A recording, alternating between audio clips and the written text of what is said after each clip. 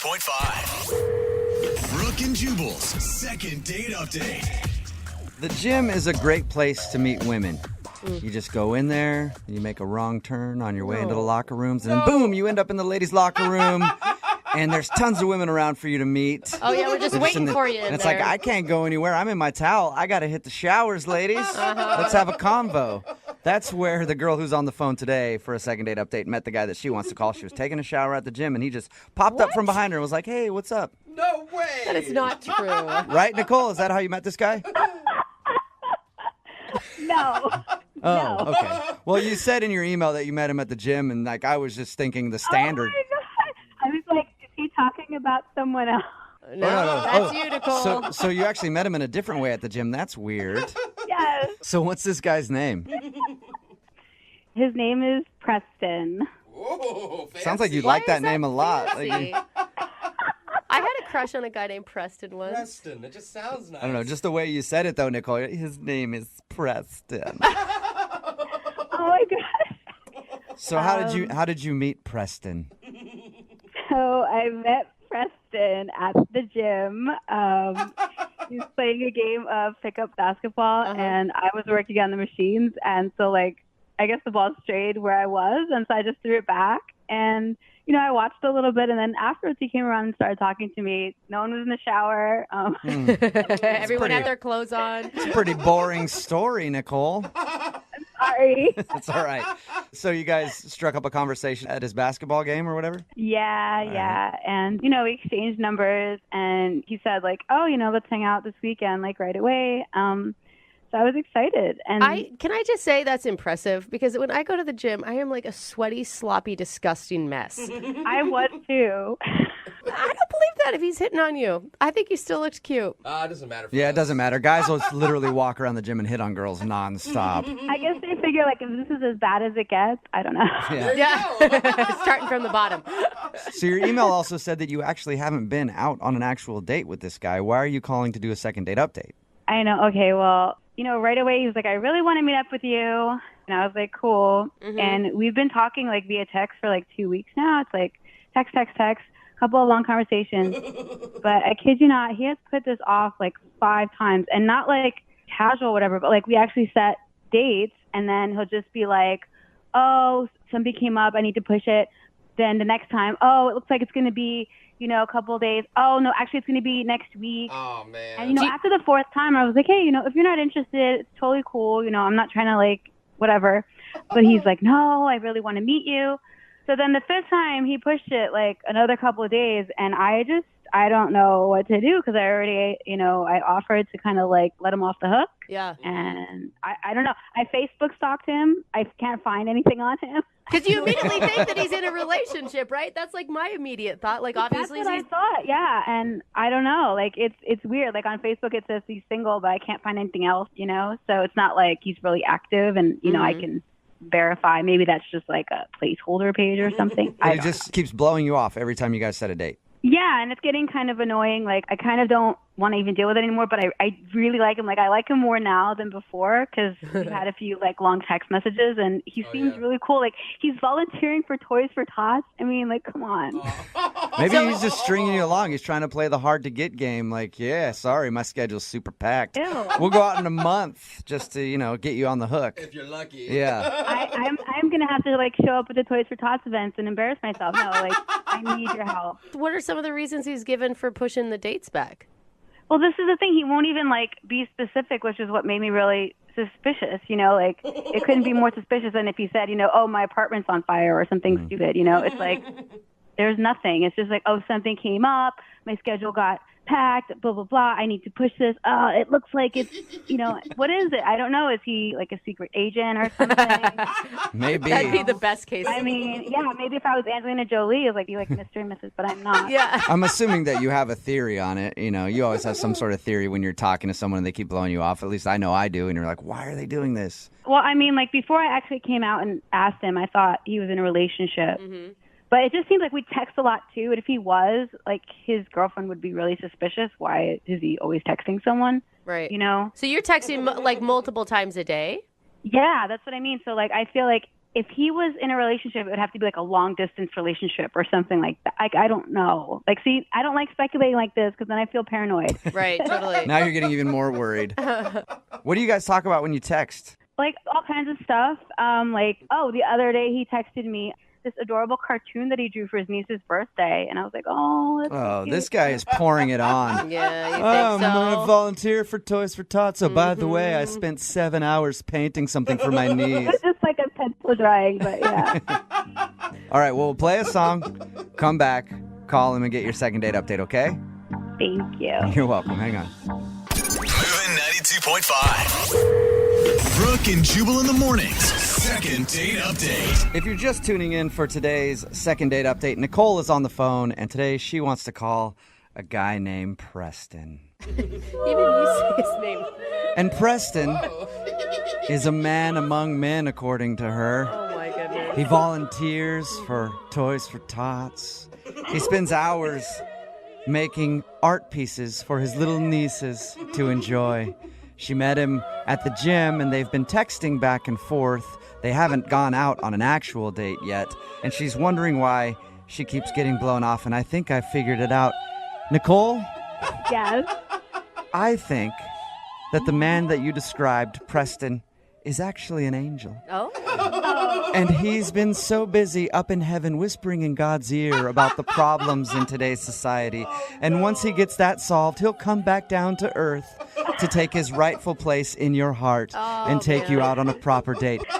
This is so embarrassing. I hope he never hears this. I hope he never hears this. This is so embarrassing. So you don't think my theory is right, that he's actually an angel? No, I just hope he's not a cheater. Oh my God. Well, he might be a cheater because he might be cheating on you with God. He's got a higher love. All right, anyway, I'll stop with that. But yeah, we're about to call him right now and find out why he's just been leading you on via text message. Okay, don't use that music. Yeah. I don't want to use that music either, Nicole, but I have a feeling as soon as he answers, it's just going to start. Because he sounds like such a great dude. All right, I'm going to dial the phone number right now, get him on the phone, okay? Okay. Here we go.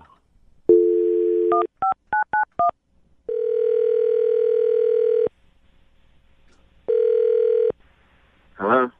Hi, can I speak to Preston, please? Yeah, this is Preston. Hey, Preston, how are you? This is Jubal from Brooke and Jubal in the morning. It's a morning radio show. What are you guys doing? I'm calling because we recently got an email about you from one of our listeners. It's a girl named Nicole who you met at the gym.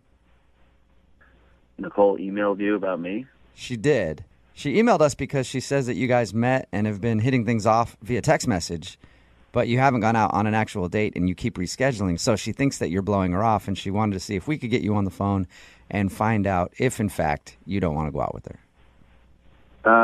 No, I do want to see her. What? That's why she and I have been texting so much. But if you want to see her, then why do you keep changing the date on her and being like, oh, I can't do this day, and maybe a couple days, and then you end up pushing that date back too? I don't really understand what's with all the questions. If I need to clear all this up with Nicole, I'll just do it straight up with her, and Right. we don't have to go through you guys. Yeah, but Okay? Nicole asked us to call you. Do you like her? You think that she's cool? I said yes already. Yeah, I like her. Okay, well, you're on the verge of losing her because you've blown her off so many times. What are you talking about? Come on, like, you know how it is. If somebody blows you off constantly, eventually you're going to be like, all right, fine, they don't want to go out with me. I have a feeling that Nicole is right at that point. Well, again, I'm going to go ahead and just deal with her, and I don't feel like we need to go through a radio station. Yeah, but she said you haven't given her a straight answer. Well, I don't know what to tell you guys. It just seems weird. Do you feel bad about it or something? Do I feel bad about what? I don't know, about her kind of being No, bummed out. I don't want to bum her out, but, again, things just get busy. I'm hoping that I can even hang out with her in the next 3 to 4 days. Is that business days or does that include weekends too? Confused. Why 3 to 4 days? I really don't understand what you guys are after here. Well, we just want to know why you keep blowing her off. And she wants to know why you keep blowing her off. And I feel like if you're not honest and if you don't tell us or tell her, she's going to stop talking to you and then you're going to lose your chance to go out with her. All right, fine. If you guys must know, I'll tell you, but I don't want you guys to give her all of the information. Oh, no. Okay. I'll just give her the important stuff. Okay. I had surgery, and I'm still healing up. So. Are you okay? Okay. Did you tell her you had surgery?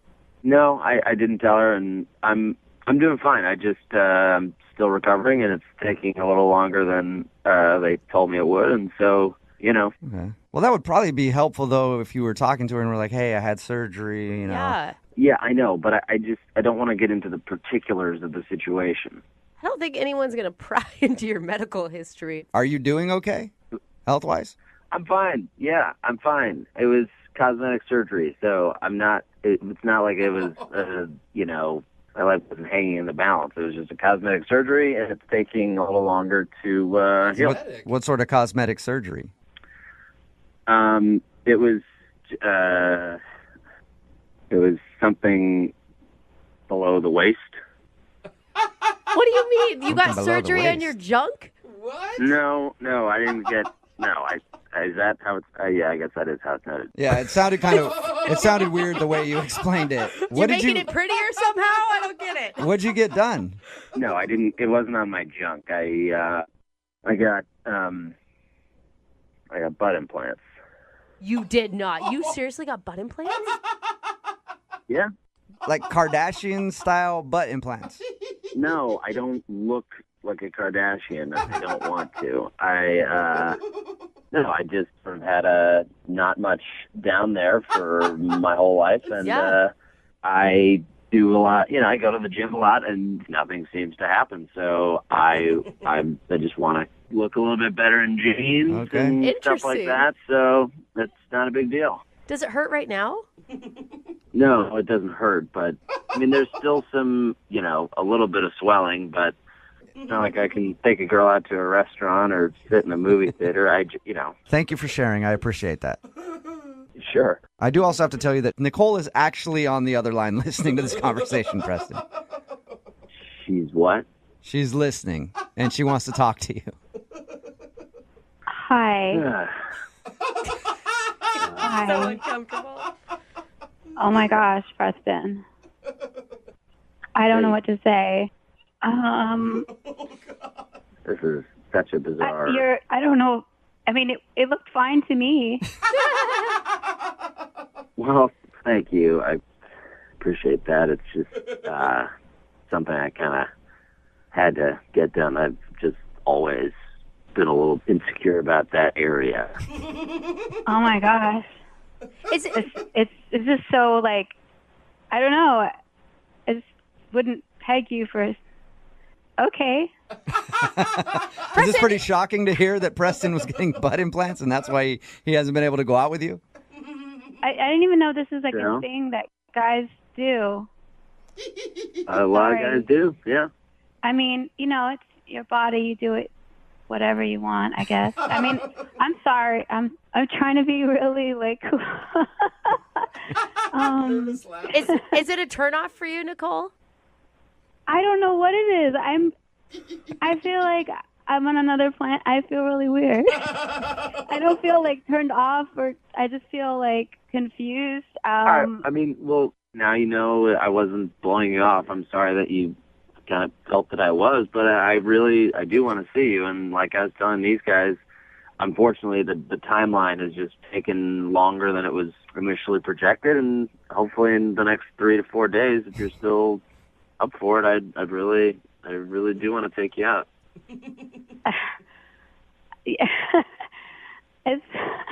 Well, I'm glad you weren't blowing me off. I'm the same guy, just have a different butt now. I bet it's going to be fantastic. Aren't you curious to what it looks like, Nicole? I mean, actually, Brooke, I'm kind of curious. Yeah. Oh, are you? Okay. Well, then let me ask Preston this. You guys haven't even gone out on a date yet, but Preston, when your butt heals up, you guys will go out? We'll pay for a date. Really? Yeah, we'll pay for it. Yeah. Nicole, do you still want to go out with Preston? Yeah, I mean, we don't even have to sit down. It could be like, A stand-up date. no, I don't want to be funny. I feel bad. Well, I mean, I don't want it to be weird between us when we hang out. I don't want you to be like staring at it the whole time. But it's already weird. It's already weird. My eyes are up here, Nicole. My eyes are up here. Yeah, exactly. Okay, like, how about this? Like, if I agree to go out, like, you have to wear tight pants because I have to see it. That's it. Because I won't be staring if I just, All right. you open the can of worms. All my pants are going to be tighter. Okay. He's not even trying. You know what? I'll do you one better. We'll pay for the date, and Preston, I will personally buy you some yoga pants that you can wear off, that you can wear to show off your new butt. I don't know about going out in yoga pants, but All right. Hey, Well, it's good money. You might as well show it off. congratulations, you guys. There wasn't really a second date because you guys haven't been out yet, but it is a successful second date update because you guys are going to go out, so that's good. well, this was the weirdest thing that I've ever done. You got a butt implant, and this is the weirdest thing you've ever done. I find that hard to believe. Brooke and Jubal in the morning.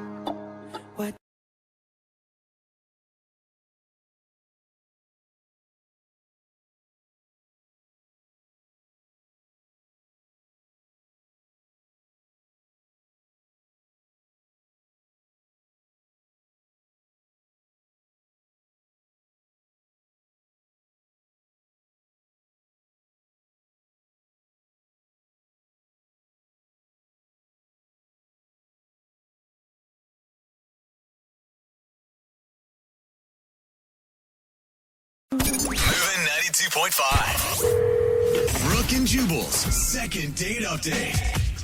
A guy named Roger is on the phone today to do a second date update. And Roger, after reading your email, I've decided that if you don't get a date with the girl that you want to call today, I will gladly volunteer my services and go on a date with you. Oh. Because you sound, look, I'm taken, I have a girlfriend, but you sound like the kind of guy that I could spend a weekend with. Dang. Wow. Definitely. Well, I'll keep that in mind, but I don't know if you're my type. Well, You're a smart see. man, We'll Roger. see. You're a smart man. I've changed a lot of people's opinions about me over my time on this planet, Roger. Maybe you and I can. Maybe Anyway, if you could give me some concert tickets, I don't know. let's get into your date, though. Tell us about the girl that you want to call today. Well, her name's Monica. I met her a couple weeks ago. I was out at a cocktail bar with one of my friends, and we were drinking, and he had to leave early. Mm-hmm. But I saw that the cocktail races, she was smoking hot. So, I decided to stay for a little bit, have a couple of drinks, over tip, get her attention. Yeah, because I'm sure Nice. she never gets that ever as a hot cocktail waitress. You never know. Yeah. Well, we started having, like, the best conversation ever. We started talking about sitcoms that we wish would come back on television. Oh, that's a good icebreaker. Yeah, It was amazing. I hope they remake Golden Girls, because that was, like, one of my favorite shows. I'd love to see a remake of Golden Girls. Yes, Blanche was so hot. All right, do we need to do the second date update, or can we just have this conversation now? No, we'll stay focused. All right. All right. Okay, let's Yeah, you're going to have a hard time doing that, Roger, but Way good to luck. be boring, Roger. Yeah. Yeah, but no, we had like a great time. It was an amazing conversation. We actually closed down the place. Wow, Like, I stayed with it to closing. Yeah. Well, Oh, okay, so okay. how long did you stay? Because I've been in the situation where you're having drinks with a friend, they leave, and then you hang out at the bar for a little while, make friends with the staff. But there gets to be a point where it's an okay amount of time for you to be there by yourself, and then there's a point where you've been there way too long and now you're the creepy dude. No, it was only like 2 hours. I wasn't there to the sun rose or anything like that. It was just 2 hours. Okay. And was this your date, or did you ask her out on a real date after this? Well, we just met. Like, this was opening gamut. But, the conversation was going well. We were joking around. So I asked her out on a real date. Okay. Good. And what'd you guys do for your date? We didn't get to go out on a date. She wouldn't go on that date with me. Aw. Why? Was she busy or something? She didn't feel comfortable with the date suggestion I came up with. I suggested somewhat of an extravagant date. Like what, like a helicopter ride? Sounds No, awesome. I had a little bit to drink, so I probably shouldn't have asked this, but I asked her to take a trip with me to the Mediterranean. Whoa. Wait, did you just say Mediterranean for a first date? Whoa. Yeah, absolutely. Oh my God. And that's why I was saying that if you can't go out with her on a second date, I will gladly go to the Mediterranean with You you. gold digger. There's no shame in my game. There's no shame in mine either. That's why I asked. You never know until you ask. Yeah. So wait, did you already have a trip planned and you were going solo and you needed a partner, or were you just going to go buy tickets on a whim for both of you? tickets on the whim, you know? It's nothing like spontaneity. Wow. And did she say no to that, or did she think about it? At first, she thought I was joking, but I was serious. So if she would have said yes, you would have literally bought tickets to the Mediterranean and taken her on vacation with you. Absolutely. We'll be on the beach in Malta right now. Dang, Wow. bro. You honestly think it's a good idea for a woman who just met a stranger at a bar to agree to go halfway across the world alone with him?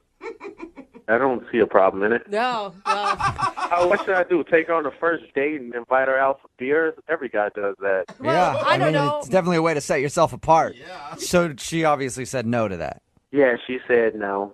yeah. Said no, and I haven't heard or spoken to her since. She hasn't returned my texts or my voicemails or anything. Oh, weird. I would be totally freaked out by you. Yeah, but not like ghost him. Yeah, you're moving way too fast, way too quick. If we're talking Mediterranean the first time we meet, it's going to be marriage and babies by the third date. I just believe life is to be lived. You know, I have some family members that left me pretty well off.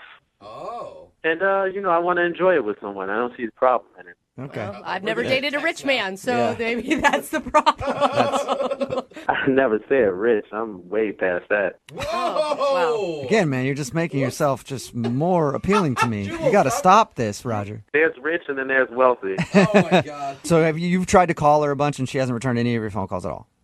Yeah, and text, nothing. And the only reason you can think of is because you probably scared her off by offering her a trip to the Mediterranean right when you I met think her. it's too much. I think it's too much. Everybody loves rainbows, right? But when they see the pot of gold at the end of the rainbow, they get scared. I'm guessing you, being the wealthy man that you are, don't get turned down very often. Absolutely not. But this girl was different, and I want to spoil her and take care of her, and I just need the opportunity. Okay, well, we'll give you that opportunity. We'll play a song, come back, call her, and get your second date update, okay? If we don't go on the trip, I'm buying a radio station. Congratulations. I would love to work for you. Absolutely. All right, hang on the phone, man. Okay. Moving 92.5. Brooke and Jubal in the mornings. Second date update. Right in the middle of a second date update, and if you're just tuning in, Roger is on the phone, and today he wants to call a girl named Monica. He was actually out at a bar having drinks with a friend. Then his friend left and he hung out for a little while. Got to know the cocktail waitress. That's Monica. And he thinks he's not getting a call back because at the end of the night before he left, he got her phone number and then he offered her a trip to beautiful Mediterranean, where you'll be whisked away from your job as a cocktail waitress and get to spend a week getting to know Roger. Roger's a mild-mannered guy who likes old TV sitcoms, loves himself some Golden Girls, and some Mai Tais in the Mediterranean.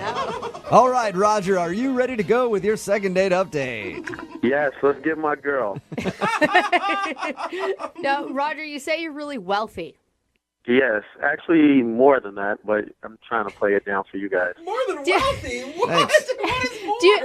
Do you think that maybe a woman doesn't want to have a sugar daddy? Like, because that's what it sounds like you're trying to be to her, to me. No, I'm not looking to be a sugar daddy. I just want someone that I could spoil and take care of and show a good time. That's it. Okay. Isn't that And I feel like that was her. I really, really liked her. You know, funny thing aside, I really liked her a lot. Okay, cool. Okay. Well, I'll dial her phone number right now and see if we can get her on the phone and get your second date update, okay? Okay. All right, here we go. By the way, second date update costs $115,000. Oh, I don't have any cash on me.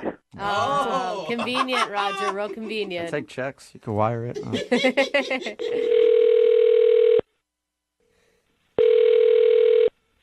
Hello, Hi, is Monica there? this is Monica. Hey, Monica, how are you? My name is Jubal, and I host a radio show called Brooke and Jubal in the morning. Are you okay? What can I help you with? Well, I wanted to call you today because I actually got an email about you from one of our listeners. You probably have the wrong number. Are you a cocktail waitress? Yes. Okay. Did you meet a guy the other night at the bar who offered you a trip to the Mediterranean? Is this a joke? No, it's not. That's very specific stuff, and that's the It Monica is that I'm very looking. specific. That's why I'm a little freaked out. So, how do you know all this? Well, I know all that because we actually talked to that dude. Who are you? Yeah. Jubal from Brooke and Jubal in the morning. It's a radio show. That statement didn't make it more normal. Yeah. Okay. And there's a lot of people there, so I don't understand what's. Pardon me. I don't know. This seems like this is very strange. We do. I'll explain. We do a segment on our show called the Second Date Update. Okay. It's where if you go out on a date with somebody and then don't call them after, they email us to see if we can get you on the phone and find out what happened. Oh, it's fabulous. Okay. Now, you didn't technically go out on a date with this guy. His name's Roger. Did you know that? Yes, I know who you're talking about. Okay. You didn't technically go on a date with him, but he told us about how he met you that evening when you were working, and he really liked you, and he thinks he kind of screwed it up at the end because he offered to take you to the Mediterranean right after you guys met. That is true. So he called you guys? Yes, he emailed us actually to see if that's the reason you didn't like him.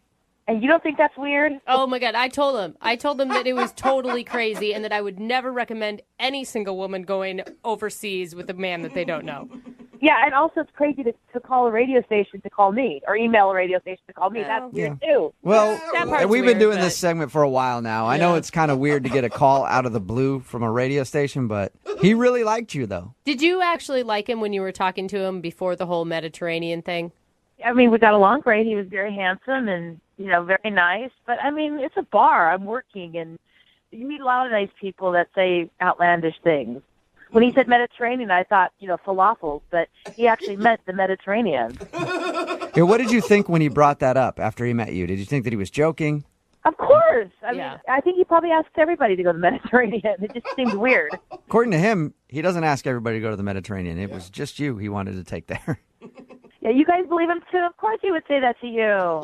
Yeah, I don't know him more than you do, but he know. sounded sincere to me. He cannot be serious. I mean, he just met me. That's a very expensive trip. Well, Monica, I know how to tell if he is serious because he's actually on the other line listening and wants to talk to Oh, my God. No. you. Hey, Roger? Yeah, I'm here. Yeah. Oh, my God. Hi, Monica. How are you? I'm shocked. I'm sorry for the shock. I know it might be a bit much for you, and I do apologize. Maybe I shouldn't have said the Mediterranean. Maybe I should have said Miami or the Caribbean or someplace like that, someplace closer. I don't think that was the problem. No, that was weird to even invite me on a trip at all. You should have said just like dinner. Yeah. Okay, we could do dinner. We could just go to the Mediterranean, have dinner, and come back. Come on. All right, I apologize. Am I coming on too strong again? Just tell Well, I me mean, what I need to do. that just seemed so crazy to me. It just seemed like, I don't know, dangerous. Dangerous. That's the word I would have used too, Monica. Dangerous in what way? Do tell. Go with somebody I just met to the Mediterranean. I mean, What's dangerous about that? that doesn't seem odd to you. Listen, I apologize. I know you don't know me that well, but I'm a man of means, and that's just something that's normal for me to do. Take a trip, go here, go there. No big thing. But I think you're a very special girl, and I want to show you that. Wow. I appreciate that, and I mean I'm not in any position to just take off, and I'm happy for you that you can do that. It just seems. Listen, if there's a problem about taking off from work, I could buy the restaurant and give you all the days off you need. Oh my God. That sounds crazy. Doesn't that sound crazy? Yes, Yeah, but but it's there's part of me that wants to tell you, go, and there's another part of me that wants to say, Roger, you can't just buy women. That's not how it works. I'm not trying to buy love. I'm trying to buy a restaurant. Two totally different things. Monica, you got to give it to Roger. He's at least funny. Yeah. He's very funny. That's why we talked so long that night. All right, well, I propose a compromise. Let's go out on a date. I would, but it seems you seem very extreme. And Wait, hold on. You haven't heard my whole entire offer. We won't Okay. fly or go anywhere, one. And two, if you like the date or not, or we'll see each other again afterwards or not, I'll give you a car. Any car you want. What? Oh my God. No way! What? No, Yes, and Roger. if you think it's a joke, I'll put the car in your name. Oh my God! Do no not way. take. You can't take that. She'd feel forever indebted to you. That's not a way to start a healthy relationship. Well, what's a good way to start a healthy relationship? Get drunk and hook up in the back of a car? There's other options. options. Listen, I'll show up to the date in your new car with a ribbon and bow around it, and if you don't like me, I'll have my chauffeur pick me up and take me home. Oh my God! That is quite the offer. There is no way you're serious right now. I'm totally serious. I'll send the deed to the radio station. They can see that it's in your name, and I'll send the title, to the radio station. They can verify it. And if you like or don't like me, the car is yours, no matter what. Oh my So you're offering her a car for a date. Not just a car, any car she wants. Oh my Oh, God! man. Get a Okay. Bentley. I'm excited. I don't even know what to say. I mean, Well, you should say yes. That's what I think. But Monica, would you go on a second date with Roger? We'll pay for dinner. We don't need to. It sounds so lame now, but Roger's offering you a car if you'll go out with him. I don't know. This is the craziest thing that has ever happened to me. Exactly. So you might as well jump on this front train. It gets better and better. This is just the start. Yeah. So, I don't. What are you gonna buy her next? A private jet? Like what? Listen, make your next move your best move. what do you think, Monica? He is offering me a car, any car that I want, just to go on one date with him. Yeah, that's exactly what it is. Okay, Monica, it's one date. I don't know. One date though. and a new car. And not only a new car, I'll fill up the gas tank. And that's really expensive. I think you're going down a slippery slope if you do it. If you say yes, it sounds so good, but I don't think so. A slippery slope made of money, baby. Come on. Stop trying to throw a monkey wrench in everything. Oh my gosh. What do I do? I don't know. You have to decide for yourself. I think curiosity has gotten the best of me. I'm going to say yes. Yes. Oh, no. Successful second date. Oh my God! Congratulations, Roger. Thank you very much. Yeah, and Monica, even more congratulations to you. We don't get a lot of people saying yes to the second dates because they're usually weird. I guess what it takes is somebody getting a car in order to make it You happen. just got to make an offer they don't refuse. Yeah. I am freaking out right now that this is actually happening. Well, Crazy. will you guys keep us updated on what happens, please? Okay. Definitely. And will you send us pictures of your new car? Yeah, I want to ride. Oh my gosh. We'll see. All right. Well, hey, Roger, before we go, I do have a question for you. Yes. Do you need any friends? You're so thirsty. You guys are my friends now. Okay. Brooke and Jubal in the morning. See, I told you. Everybody texting in at 78592 right now wants a date with Roger. Yeah, old married people, young single people, everybody. Yep. Everybody. Straight dudes willing to go gay for Roger. Yeah. Every woman wanting to go out with Roger. If you don't know who Roger is, he's from today's second date update. He wanted to call a girl named Monica. His first date, he offered her a trip to the Mediterranean. She said no and was like, that's weird. We talked to Roger. I guess he's very, very wealthy. Yeah, he lets you know Yeah. a he has lot. no shame in telling you how much Yeah. money he has. And he got a second date, which doesn't happen a lot in the second date updates. But he got the second date by saying, here, if you go out with me again, I will show up to the date in a brand new car. You can have the car. Even if we don't go out again, the car is yours. So he bought her a new car to go out on a second date, and she said yes, which I think is good. How much you want to bet I he just- shows up in like an old beater? Like, Exactly. It's Just like buys her a nasty old truck. Yeah, he's like, we got Or to push he it to just start. But... he does like some zero, interest or zero down, and then she has to take over all the Like payments, take over the or payments, something. yeah. For the next 45 years, Yeah. she's paying on a car. I got you a new car. I mean, I didn't pay for it or Anyway, anything, but we'll try to keep you updated on this date situation because it's very, very interesting. Remember, if you want a second date update, all you have to do is email the show, and we will call the person who didn't call you back. We don't promise a free car, though, with it, okay? no, we do not. All right. Moving 92.5.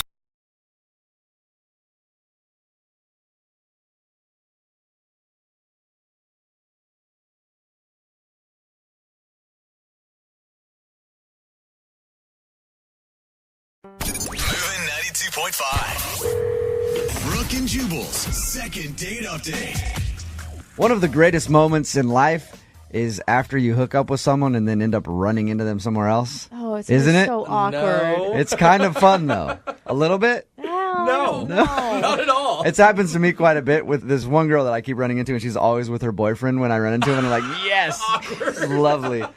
That's kind of what happened with our second dater today, Jocelyn. Hey, Jocelyn, how are you? I'm good. How are you? Good. The email that you sent in to us said that you hooked up with a guy named Nathan, then saw him for a second time, and now he won't call you back, right? Yeah. Explain what happened. We were partying in Belltown. It was really late at night. And a bunch of my friends were there and a bunch of his friends were there. And we were kind of hanging out. And he's super funny. And he has kind of like crazy eyes. A little bit like funny and crazy. That's a good quality? I'm confused for a second. Yeah, like a stalker? No, like you know how certain guys have buggy, crazy eyes that are sort of like they zone in on you, and when they tell a joke, it's super funny because their eyes get really big. Those people are usually on television on the 5 o'clock news. Yeah. So what happened? You met this dude with the crazy eyes at a bar. It's late in Belltown. Then what? I went back to his place. We hooked up, and I had to run off in the morning, so I just left my number. Okay. And I took off. All right. And a couple days later, he texted me and asked me if I wanted to meet up for coffee. Did you guys actually meet? Yeah, we actually did meet up. Uh-huh. The only thing that was a little weird about it is that when I first walked up to him, he said, "Can I help you?" Did it seem like he didn't recognize you? Kind of, but he's funny, so I kind of thought that it was all part of his funny personality. Okay. I can see, though, sometimes when I see people in a different place and I actually met him, it takes me a second to like, oh my gosh, Yeah. it's you. Like, even if it's someone who's like my dearest friend. Yeah. Or it sounds like this guy has like Jose humor, where he's like, Right. "Oh, really funny joke that I'm doing." What were you? I don't remember. So after you did that, did you guys have coffee and sit for a little while? What happened? The weird thing was we had coffee for 5 minutes, and he gets this text message and says, "I have to go. My roommate's locked out of the house." And then he, like, took off, kind of without any further conversation about it. Was it just pretty quick? Like he just bolted? Yeah, and he kind of was like, "Oh, man." You know, he acted like, "Oh, I can't believe it." Yeah. But I'm a little suspicious that he ditched me. So that's the last you've heard from him, is when he got the text message and he left. Yeah. How many times have you tried to reach out to him? I've got pride. I texted him once and said, "Hey, hope it all worked out with your roommate and you're not both locked out," it's whatever. And never heard back from him. You know, a lot of people will be judgy and say, well, it's because you gave it up on the first night, but he actually took her out to coffee. I'm just confused why he would ditch at that point. Like, why would he even contact her again for coffee? If he was, I mean, I'm just going to say it. If he was drunk the night when they hooked up, he may not have remembered exactly what she looked like. Like, she may not be to the caliber he remembered. Yeah. I mean, that's a possibility, Jocelyn. How dare you? I mean, I'm preparing you for the worst, okay? It's probably not that. I'm just saying that could be a possibility. It's happened with me in the past, all right? Probably on both ways. There's probably been girls that have hooked up with me and then saw me the next day and were like, "Oh, gross." So, I mean, that's just what happens when you drink, okay? All right, we're going to call him in like 3.5 minutes, all right? Okay. All right. Hang on. We'll play a song, come right back, call him and get your second date update. Moving 92.5. Brooke and Jubal in the mornings. Second date update. Remember, if you want a second date update, all you have to do is email us, brookeandjubal@moving925.com. We'll call the person that didn't call you back, just like Jocelyn is about to. Jocelyn, you ready to give Nathan a call? I'm ready. For people who are just tuning in, Jocelyn hooked up with Nathan, left the next morning, gave him her phone number. They met up for coffee for a second. He acted like he didn't remember her. Then he claimed to have gotten a text message from a friend and left after like 5 minutes. Whew, that was a good summary. I feel like I'm in a soap opera. Thank you. Good job. Yeah, Are I'm out you- of breath now. You got a little mad at Jubal when he inferred that maybe the guy didn't like the way you looked anymore. Are you open to criticism? Because that could be what you're going to get. I looked cuter than he did, I'm just saying. But Okay, I like that. Okay. I like that. Keep that with you. Keep that with you. That's the good attitude to have, all right? All right, I'm going to call him right now, okay?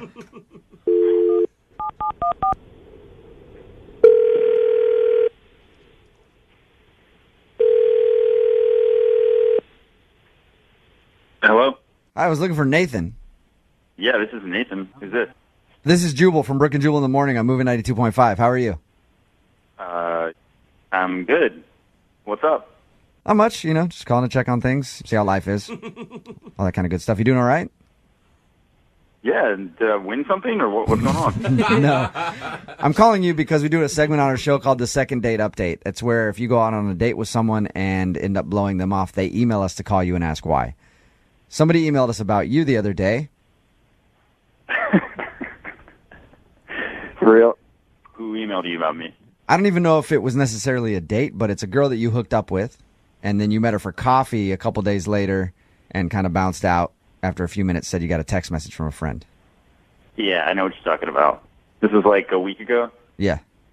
I don't want to brag, but I hooked up with a number of women, and I hooked up with a few different girls that night. And I thought this girl was somebody else. Oh, no! Oh, no! Oh, man. You hooked up with a couple chicks the same night, Nathan? Yeah, I mean, it was kind of crazy. I don't even really do that much, but it was... That much? Yeah. Nice.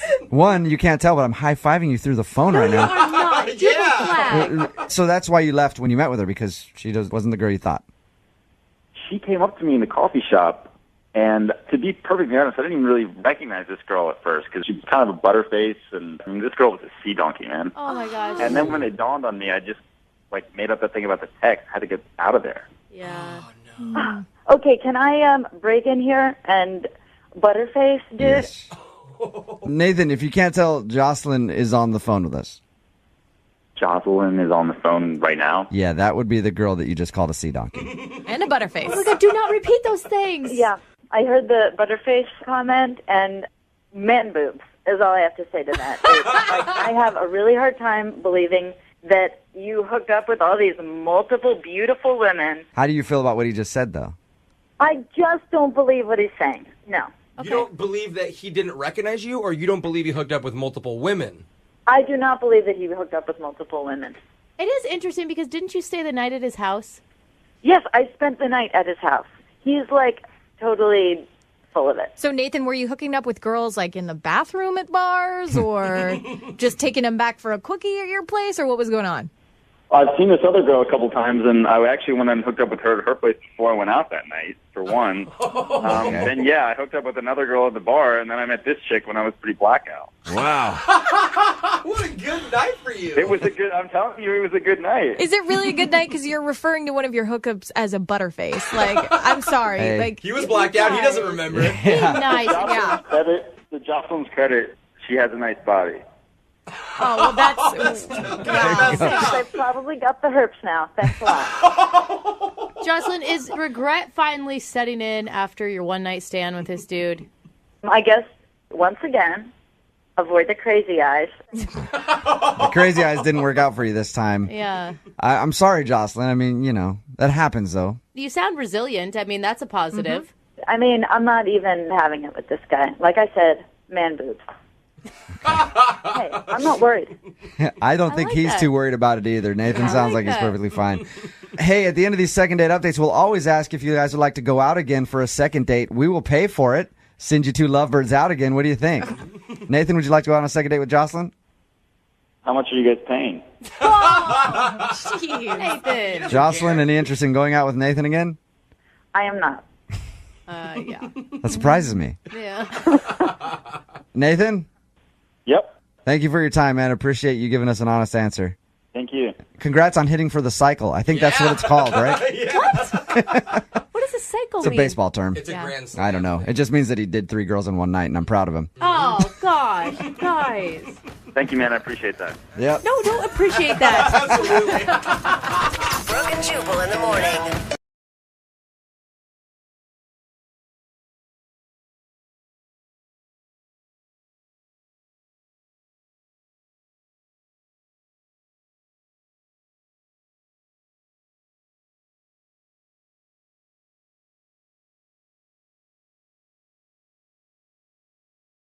Moving 92.5. Brooke and Jubal's second date update. One of the greatest moments in life is after you hook up with someone and then end up running into them somewhere else. Oh, it's Isn't it? so awkward. No. It's kind of fun, though. A little bit. No. Not at all. It's happened to me quite a bit with this one girl that I keep running into, and she's always with her boyfriend when I run into him, and I'm like, yes, this is lovely. That's kind of what happened with our second dater today, Jocelyn. Hey, Jocelyn, how are you? I'm good. How are you? Good. The email that you sent in to us said that you hooked up with a guy named Nathan, then saw him for a second time, and now he won't call you back, right? Yeah. Explain what happened. We were partying in Belltown. It was really late at night. And a bunch of my friends were there and a bunch of his friends were there. And we were kind of hanging out. And he's super funny. And he has kind of like crazy eyes. A little bit like funny and crazy. That's a good quality? I'm confused for a second. Yeah, like a stalker? No, like you know how certain guys have buggy, crazy eyes that are sort of like they zone in on you, and when they tell a joke, it's super funny because their eyes get really big. Those people are usually on television on the 5 o'clock news. Yeah. So what happened? You met this dude with the crazy eyes at a bar. It's late in Belltown. Then what? I went back to his place. We hooked up, and I had to run off in the morning, so I just left my number. Okay. And I took off. All right. And a couple days later, he texted me and asked me if I wanted to meet up for coffee. Did you guys actually meet? Yeah, we actually did meet up. Uh-huh. The only thing that was a little weird about it is that when I first walked up to him, he said, "Can I help you?" Did it seem like he didn't recognize you? Kind of, but he's funny, so I kind of thought that it was all part of his funny personality. Okay. I can see, though, sometimes when I see people in a different place and I actually met them, it takes me a second to like, oh my gosh, Yeah. it's you. Like, even if it's someone who's like my dearest friend. Yeah. Or it sounds like this guy has like Jose humor, where he's like, Right. "Oh, really funny joke that I'm doing." What were you? I don't remember. So after you did that, did you guys have coffee and sit for a little while? What happened? The weird thing was we had coffee for 5 minutes, and he gets this text message and says, "I have to go. My roommate's locked out of the house." And then he, like, took off, kind of without any further conversation about it. Was it just pretty quick? Like he just bolted?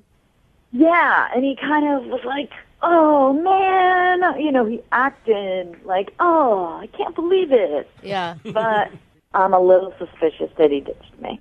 So that's the last you've heard from him, is when he got the text message and he left. Yeah. How many times have you tried to reach out to him? I've got pride. I texted him once and said, "Hey, hope it all worked out with your roommate and you're not both locked out," it's whatever. And never heard back from him. You know, a lot of people will be judgy and say, well, it's because you gave it up on the first night, but he actually took her out to coffee. I'm just confused why he would ditch at that point. Like, why would he even contact her again for coffee? If he was, I mean, I'm just going to say it. If he was drunk the night when they hooked up, he may not have remembered exactly what she looked like. Like, she may not be to the caliber he remembered. Yeah. I mean, that's a possibility, Jocelyn. How dare you? I mean, I'm preparing you for the worst, okay? It's probably not that. I'm just saying that could be a possibility. It's happened with me in the past, all right? Probably on both ways. There's probably been girls that have hooked up with me and then saw me the next day and were like, "Oh, gross." So, I mean, that's just what happens when you drink, okay? All right, we're going to call him in like 3.5 minutes, all right? Okay. All right. Hang on. We'll play a song, come right back, call him and get your second date update. Moving 92.5. Brooke and Jubal in the mornings. Second date update. Remember, if you want a second date update, all you have to do is email us, brookeandjubal@moving925.com. We'll call the person that didn't call you back, just like Jocelyn is about to. Jocelyn, you ready to give Nathan a call? I'm ready. For people who are just tuning in, Jocelyn hooked up with Nathan, left the next morning, gave him her phone number. They met up for coffee for a second. He acted like he didn't remember her. Then he claimed to have gotten a text message from a friend and left after like 5 minutes. Whew, that was a good summary. I feel like I'm in a soap opera. Thank you. Good job. Yeah, Are I'm out you- of breath now. You got a little mad at Jubal when he inferred that maybe the guy didn't like the way you looked anymore. Are you open to criticism? Because that could be what you're going to get. I looked cuter than he did, I'm just saying. But Okay, I like that. Okay. I like that. Keep that with you. Keep that with you. That's the good attitude to have, all right? All right, I'm going to call him right now, okay?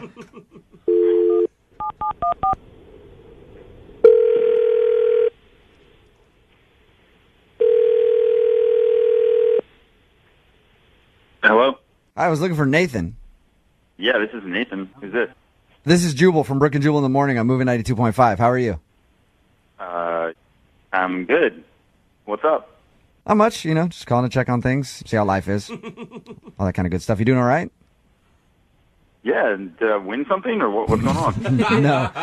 I'm calling you because we do a segment on our show called the Second Date Update. It's where if you go out on a date with someone and end up blowing them off, they email us to call you and ask why. Somebody emailed us about you the other day. For real? Who emailed you about me? I don't even know if it was necessarily a date, but it's a girl that you hooked up with, and then you met her for coffee a couple days later and kind of bounced out after a few minutes, said you got a text message from a friend. Yeah, I know what you're talking about. This was like a week ago. Yeah.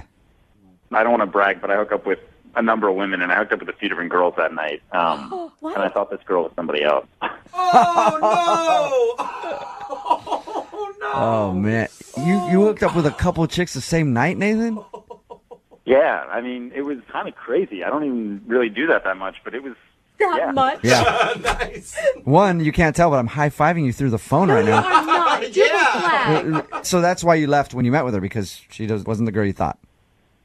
She came up to me in the coffee shop, and to be perfectly honest, I didn't even really recognize this girl at first, because she was kind of a butterface, and I mean, this girl was a sea donkey, man. Oh, my gosh. And then when it dawned on me, I just, made up that thing about the text, had to get out of there. Yeah. Okay, can I break in here and butterface, dude? Yes. Nathan, if you can't tell, Jocelyn is on the phone with us. Jocelyn is on the phone right now? Yeah, that would be the girl that you just called a sea donkey. And a butterface. Oh, my God, do not repeat those things. Yeah, I heard the butterface comment, and man boobs is all I have to say to that. I have a really hard time believing that you hooked up with all these multiple beautiful women. How do you feel about what he just said, though? I just don't believe what he's saying. No. You don't believe that he didn't recognize you, or you don't believe he hooked up with multiple women? I do not believe that he hooked up with multiple women. It is interesting because didn't you stay the night at his house? Yes, I spent the night at his house. He's totally full of it. So, Nathan, were you hooking up with girls in the bathroom at bars or just taking them back for a quickie at your place, or what was going on?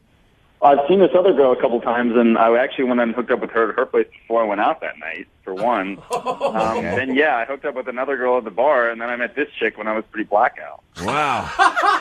What a good night for you. It was I'm telling you, it was a good night. Is it really a good night? Because you're referring to one of your hookups as a butterface. I'm sorry. Hey. He was blacked out. He doesn't remember. Yeah. Nice. Yeah. To Jocelyn's credit, she has a nice body. Oh, well, that's... wow. I've probably got the herpes now. Thanks a lot. Jocelyn, is regret finally setting in after your one-night stand with this dude? I guess, once again, avoid the crazy eyes. The crazy eyes didn't work out for you this time. Yeah. I'm sorry, Jocelyn. I mean, that happens, though. You sound resilient. I mean, that's a positive. Mm-hmm. I mean, I'm not even having it with this guy. Like I said, man boobs. Hey, I'm not worried.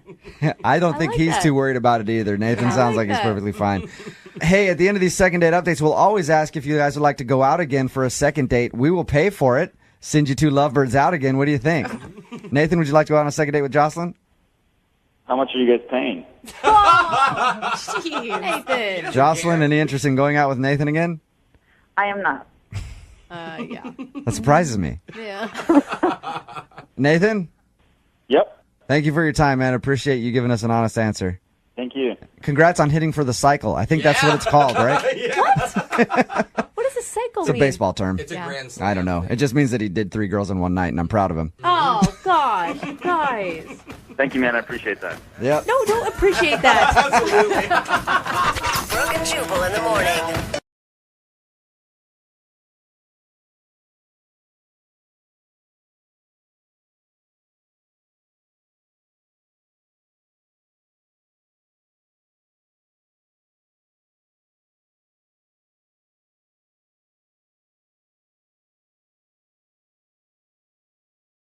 Moving 92.5. Second date update. There's a popular saying, third time's the charm. Mm-hmm. Yep. And there's also another popular saying, 3 strikes, you're out. Okay. That's good point. And then Brooke's always 3 sheets to the wind.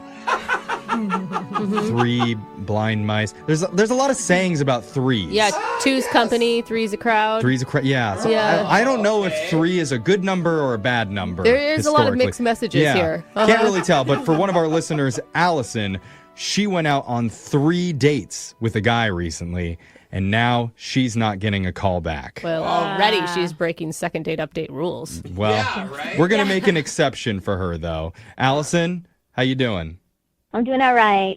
Appreciate you taking the call, though, with 3 dates. I appreciate that. Yeah. Okay. All right. You sound kind of disappointed already. I don't know, sad.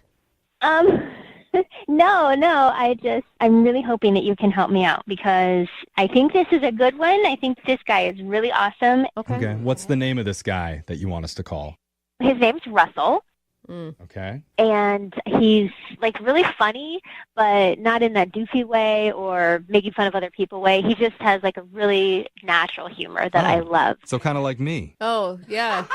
Exactly like you. Yes, it's that unassuming funny. Yeah. It sneaks up on you. It's that funny that you don't notice. Yeah. So where did you meet him? We actually met online. And like it's been 3 dates, but it's been like 2 or 3 months because he has a crazy work schedule. Whoa. Oh, wow. It took you 2 or 3 months to go on 3 dates? Yeah, I mean, he travels a lot for work, so it's hard for us to get the schedules together. And the first 2 dates, he seemed really eager to make the date, and it didn't seem like he was being resistant. But after the third one, now I haven't been able to get him to call me back. Huh. So do we get to know what you guys did on any of these 3 dates? Yeah, well, our last date, he took me to one of those wine and like vino and art places, you know, where you drink wine and you get to paint. Yeah, those places are cool. That's a good sign because that's a thoughtful date. If a guy just wants to hang out, let's go get Well, it's something also to eat. like a couple's date. Yeah, exactly. That means he's probably more committed if he's willing to stay there for a couple hours and paint and drink. Or he's just trying to impress you and doesn't really care about any of that stuff. By the third date, like you're committed. That's a lot of time put into one person. Sure. But do you think that the third date is where everything changed, it sounds like? Yeah, I do, and I'm just trying to kind of decipher what happened. Oh, no. So I don't know if you've ever been to one of those, you know, you're drinking and everybody gets canvases and then everybody's sort of copying this one piece of art. And so we're all sitting around, we're doing our painting, it's going really well, and there was this guy who was just kind of off to my left a little bit, and he was a really good artist. I also did notice he was very attractive. Oh, no. You were flirting, Yeah, I mean, he had a sculpted body. More of a 3D artist. No, listen. He really, he was not as attractive as Russell. Russell is really handsome. He's got this ruggedly handsome facial hair without looking like a bum. I'm totally into Russell. Okay. I'm glad that you said that, because if he does listen back to this, he should at least hear that. Yeah. But Cute. I mean, a little homeless. yeah. So was there an incident with hot guy to your left?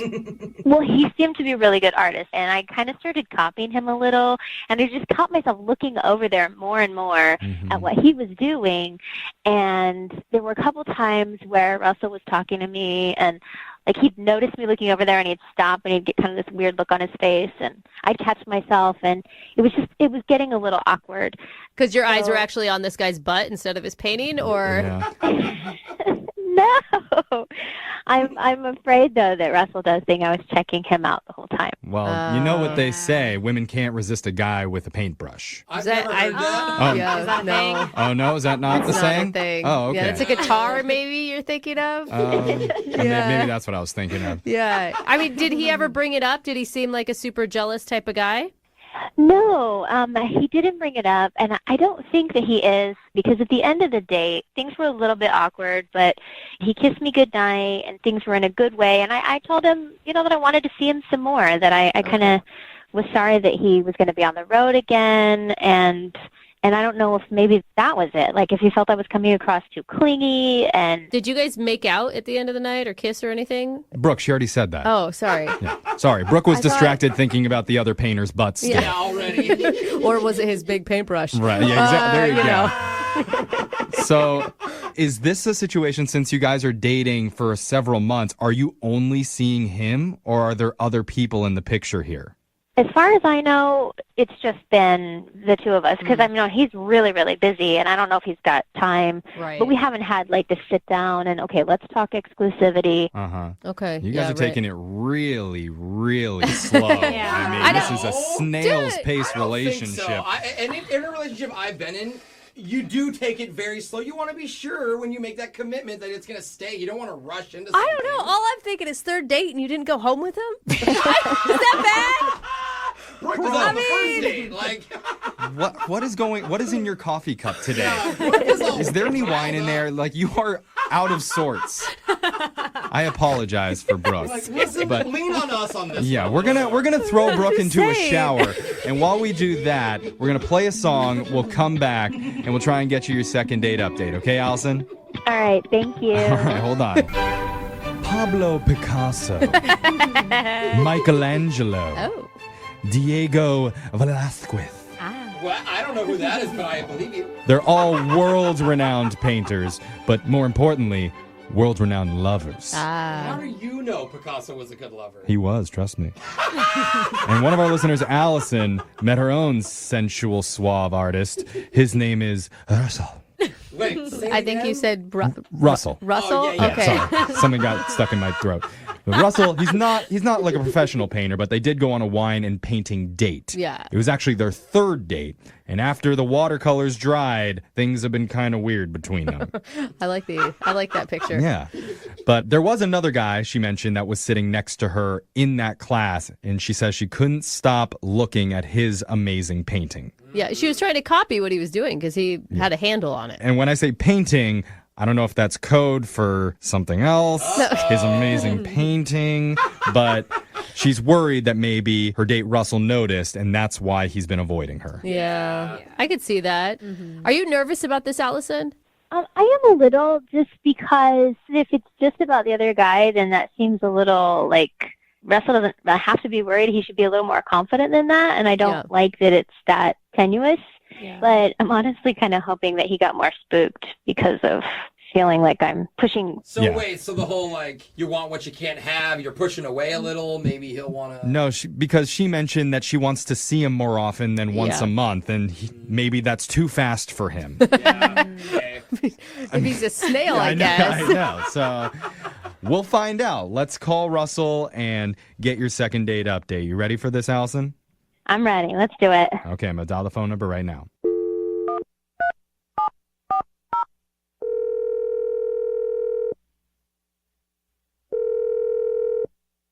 Hello? Hi, can I speak to Russell, please? This is Russell. Who is this? My name is Jeffrey from the radio show Brooke and Jeffrey in the Morning. Do you have a moment to talk with us? Hello? Russell? Oh, you're there. Okay. Did you just wake up, Russell? We wake you up? No, I'm just not used to random numbers calling my phone. Okay. But we have a good reason for calling you today. We're calling because we're doing something called a second date update. I'm going to assume you've never heard of that before. Nope. All right. Well, basically the way it works is if you go out with someone and afterwards, if they're not calling you back, you can email our show and we'll reach out to that person for you to try and figure out the reason why they're avoiding you. Do you know who might have emailed us about you? Is it Marty? He's kind of a prankster. Oh, no. Sorry. Don't know Marty. This isn't a prank call. Yeah. We're trying to learn a little bit about your dating life, specifically about your dating life with a woman named Allison. Oh. Okay. All right. You know Allison, right? Yes. Okay. You're a little bit slow on the answers, but that's okay, because Allison says that you like to take things slow in your dating life, it seems. Apparently you've been on 3 dates with her over the course of several months, and she tells us that you're a pretty busy dude. Yeah, I've been swamped with work. Do you like her? I mean, she, I think, seems to be really into you. You guys have spent 3 dates together. That's a good chunk of time. Yeah, I do like her. I've just been on this transitional phase, and, I've been busy with work. What does that mean? Like you're moving or something? No, this is kind of embarrassing, so I don't know if I want to say it or not. Oh, don't be embarrassed, man. We don't judge here on this show. in front of people. Yeah. I was like, wait, that's too much. Okay. We'll wait till you hang up and then Yeah. we'll judge you. We'll never do it directly to you. That's the honesty. But no, the thing is, Allison says that she had a really, really nice time with you. She told us a little bit about going to the wine and paint night together, and she thought that you guys were a really good match, and she was actually hoping to see you more often. And she said you're really funny. Most people don't think I'm funny, so that's pretty nice of her. She didn't say like slapstick goofy, but Yeah. she said like naturally you're a funny dude. A natural, unassuming funny was her unassuming. words. But the point is, she had a good time with you, and she'd really like to know like what's going on. How come she's not able to get in touch with you anymore? I'm gonna get back to her in a couple weeks. I've been going through this phase. Okay, well, we can't wait a couple weeks. The segment only lasts a few more minutes, so if you could get to it a little quicker, that would be awesome. Okay, all right, here it is. So we were on this date. Okay. You guys did mention the wine and painting that night, so I'm a little embarrassed, but I'll tell you. Okay. There's a guy that was sitting next to her, and she kept looking in that direction, and he had the biggest, most defined, muscular calves I've ever seen in my life. Calves? Calves. Oh my God, my Calves husband. are hard to find. My husband is obsessed with other men's calves too, just because he's got skinny chicken legs, and so is that what you just really liked his calves? Yeah, I'm pretty insecure about mine. I look like Mr. Incredible, one of those Pixar characters. Huge on top, tiny on bottom. Skinny little chicken legs. But what does that have to do with your date? Yeah. I don't know. I felt threatened that she, I don't know, was digging his, and I wanted that to be my thing, so. You thought she was looking at his calves? I knew she was looking at his calves. Everybody was looking at it. I was looking at his calves. Everybody, whoa. I doubt that. Yeah. I mean, Alexis is here. I think it's only a thing that guys recognize in each I other. don't look at guys' calves. There's a Yeah. lot more I'm looking for. Yeah. I do hear out of For bros' real. mouths more than girls. Like guys are the ones that are like nice calves, dude. So, hold on. This is why you're not calling her back? Yeah, I need a couple weeks to work on my calves, get it bigger. Oh, Oh, bro. you- That's not gonna. Oh, you're doing calf raises for a few weeks to try and thicken up down there? I got a personal trainer, so What? work on it and get it bigger right away.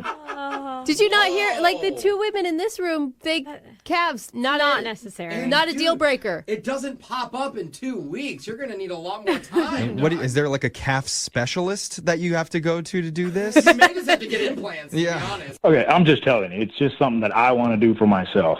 That's great. That's great, but that shouldn't stop you from dating Allison. Or at least communicating with her. Yeah. See, I want her to look at my calves next time we go out, like she looked at that guy's. Hearts in her eyes. I mean, I don't think that she cared about that guy's cat. Well, I don't know, bro. She doesn't notice. Don't put thoughts into her head. She may be a calf girl. I've never even heard those two words together ever. Well, let's just ask her because, Russell, I need to tell you, Allison's actually been on the other line listening this entire call. What? Yeah, she wants to talk to you. Allison? Hey, Russell. Hey, Allison. You sweetie. Hey. I felt his calves tense up as soon as her voice came up on the line. So I called these guys because I wanted to find out what was going on, and I wanted you to know it wasn't about the guy's calves. I was watching him paint because he was a really good artist, and I was so nervous about messing up. Right. Okay, I'm not going to lie to you. I did notice that he was attractive, but you can go back and ask these guys. I told them I think you are way more attractive. She did say that to us. Wow, I'm quite embarrassed. I didn't know you were looking at his painting, and I thought you were looking at his calves, and I didn't want to be one of those guys and ask you what you were looking at. That's a sweet response. Yeah. What do you think, Allison? That makes sense. You guys are pretty darn cute together. I mean, and Russell, I don't feel like maybe that guy's got calves, but he definitely can't have that deep voice that you got. Hey, you never know. Maybe I can have both. I am taking calf hormones too, so. What is that? Oh my God. What are calf hormones? It sounds like something for a small cow. Yeah. Well, my personal trainer gave it to me. Probably shouldn't have said that over the radio. What? It's probably illegal, whatever. It's like a back alley personal trainer? Where'd you hire him? Legit, Brooke might be calf hormones. Yeah. You're going to be able to milk him soon. Russell, aren't you hearing what Allison says? She's super attracted to you and thinks you're awesome. I think working out is great to make yourself feel better, but like, don't go too extreme, man. Yeah, I'm not overly worried about the calves. I like you the way you are. This seems like a good opportunity to ask, Russell, would you like to go on another date with Allison? We will pay for it. That sounds great. Allison, do you want to wait for 2 weeks for my calves to blow up? No, I have waited long enough for you to call me back. Let's go out. Let's go soon, okay? Yes. You're fine, bro. Sounds good. I look forward to seeing you. All right. Oh my God, you're so stinking cute. Congratulations, Allison and Russell. You guys are going on a 4th date now. Hey, getting closer. In 2 years, you might be dating. Yeah, who knows? Make it official. Moving 92.5.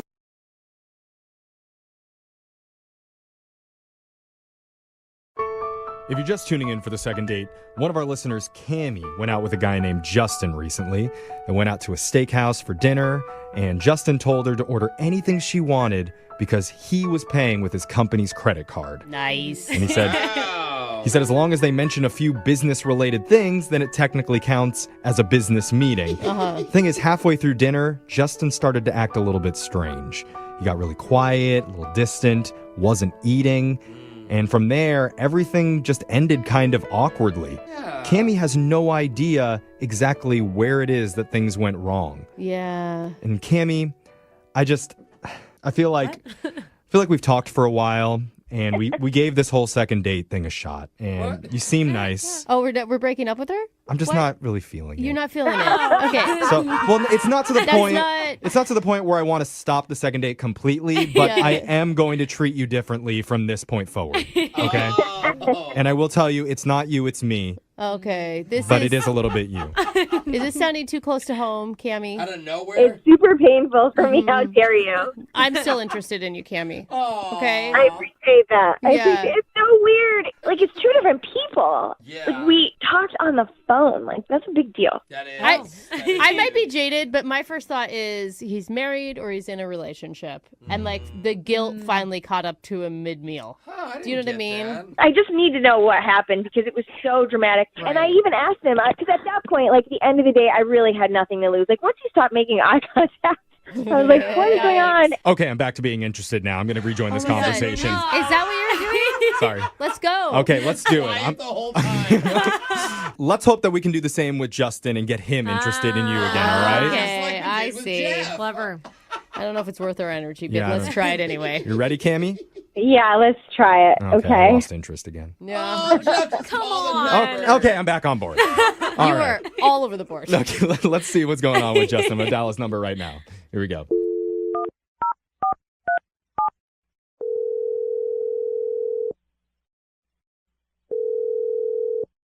Hello? Hey, I'm looking for Justin. Yeah, this is Justin. Hey, Justin. How's it going? My name's Jeffrey from the radio show Brooke and Jeffrey in the Morning. Who's this? It's a morning radio show, Brooke and Jeffrey in the Morning. You never heard of it? Okay. I don't listen to the radio. Sorry. Low blow there. Okay. Well, I'm calling because we're kind of mad at you, Justin. Whoa, that's coming off hot. Well, Jeffrey. sorry. That's not it. You're going to throw That's- shade at me. I got to throw it back. Okay. But He doesn't know our we're show. mad at you. We're mad at you on behalf of one of our listeners. I really don't understand what you're calling me about. One of our listeners told us she went on a date with you recently. You started acting really weird towards her, and you kind of just gave up halfway through dinner. I think I know who you're talking about. Yeah? Her name's Cammie. Yep, Cammie. And you really hurt her feelings and therefore hurt my feelings. I think more than anything, she's just confused, Justin. And angry inside. No, I know. It's not that dramatic, man. She just wants to know why you're not calling her back and what changed. So Cammie, you guys know Cammie? She called you? Yeah. She emailed our show, and we spoke to her about your date, and she had a great time with you. I'm not really sure what to tell you or how much you guys already know, but I just realized, we're two different types of people, Cammy and I. Honestly, things just couldn't work out between us. So wait, hold on. Like, was there a moment that told you that? Because why would you just, stop making eye contact with her? Why wouldn't you say, oh, man, you know what? I don't know that this is going to work out. Here's the thing. I went into the dinner really hopeful, but it was really loud in the restaurant, and maybe I didn't quite hear what she ordered. But, when the plates arrived, I saw that she ordered this one plate called the Surf and Turf. Yeah, every steakhouse has the Surf and Turf. They did invent that term, yeah. so you know. Yeah. I don't want to go into a whole lot of details about it, but it just wasn't okay with me. But didn't you specifically... so you're cheap. Yeah. Hold on. We don't know why it wasn't okay. No, I mean, I don't get it, though, because she said that you told her to order anything she wanted and that the company credit card was paying for it. Yeah, if anything, it's on you. Look, this is going to sound really weird. Okay. So Surf and Turf includes lobster. Okay. Well, I actually have 2 pet lobsters at Shut home up. that I love and care for. Shut They're very up. dear to me. What? No, you don't. You're okay eating beef, a big cow, but because you have a pet lobster at home? I don't just have one. I have 2. I have 2 lobsters, and they are awesome. And, I don't have a pet cow. I don't know anybody who has a pet cow. But if I did know somebody, I wouldn't eat a cow in front of them. That actually makes sense. I'm not saying I agree, but he has logic. What are you talking about? What have you talked about your pet lobsters? This is so weird. What are you expecting when you go to a steakhouse? Listen, look, there are 2 tiny lobsters. One is named Snip, and the other is named Leonardo da Vinci. Oh, that's really cute. That's really cute. But, I mean... Look, I told you, I knew you would think it was weird. I hear them laughing. I knew it. Look, but they mean a lot to me. And I just wasn't expecting to see her order lobster to eat in front of me. Well, did Cammy know that you owned 2 lobsters before she put in her order? I don't think we got to that point. We had talked about other stuff. So wait, I don't understand. That's so unrealistic. How is she supposed to respect feelings that she doesn't even know about? Yeah, I understand that, but look, can you imagine from my perspective, right? Yeah. One of the lobster on her plate, the lobster on her plate looked like Snip. Yeah. Oh. Wow. Wow, that must have very traumatic for you. Yeah. As soon as I saw that, I couldn't even look at her because every time I looked over there, I felt like I was going to cry. As like she was eating my pet. Justin, What a good pet owner. I got to be honest with you, man. Not in a million years would I have guessed that this was the reason you weren't calling her back. I'm guessing Cammy couldn't have guessed either. Let's find out if Cammy could have guessed because, Justin, I need to tell you, she's been on the other line listening, and she wants to talk to you. She's been on the phone this whole time? Yes, she has. Yeah. Wow. Hi. Justin, this has to be made up. I listened to this whole thing, and I was like, this just sounds like you don't want to say what the real thing is. So whatever you're, on the spot on the radio. I get it. It's weird. But at this point, what is the reason? You don't believe him. No. Cammy, I'm being honest. Things were great, and then I saw you bite into it looked like one of my pets. Don't they all look the same? No, they do not all look the same. Why would you take her there, though? It was your suggestion to go to this. No, it was a steakhouse. It wasn't a lobster house. It was a steakhouse. I can see that. Wow. I mean, now that you know this, Cammy, do you feel bad at all? Well, I can't feel bad for eating lobster at a nice restaurant and don't say Okay. it. Don't say Is it that you can't feel bad or you won't feel bad? Oh, man. I can't feel bad about that. I don't. And this is why I knew at one point in the dinner that nothing would work out between us. I mean, I'm sorry. This just sounds crazy. How am I supposed to say that you're eating something that looks like my friend? That's a pretty good way to say it. You probably should have just said that. You know what's weird to me is that you don't even feel bad. You know, now that you know, like, because you had a chance to like say what was wrong. You didn't say what was wrong. You just got quiet and you made me feel bad. And now it's just like I'm so evil for eating lobster in a nice restaurant where we ate meat. Okay. Like, you like steak, and cows have more personality. I'm sorry. Now we're gonna compare. Wow. You don't understand. Lobsters are great companions. How? Oh, I kind of want a lobster. How is a lobster a great companion? You never have to walk them.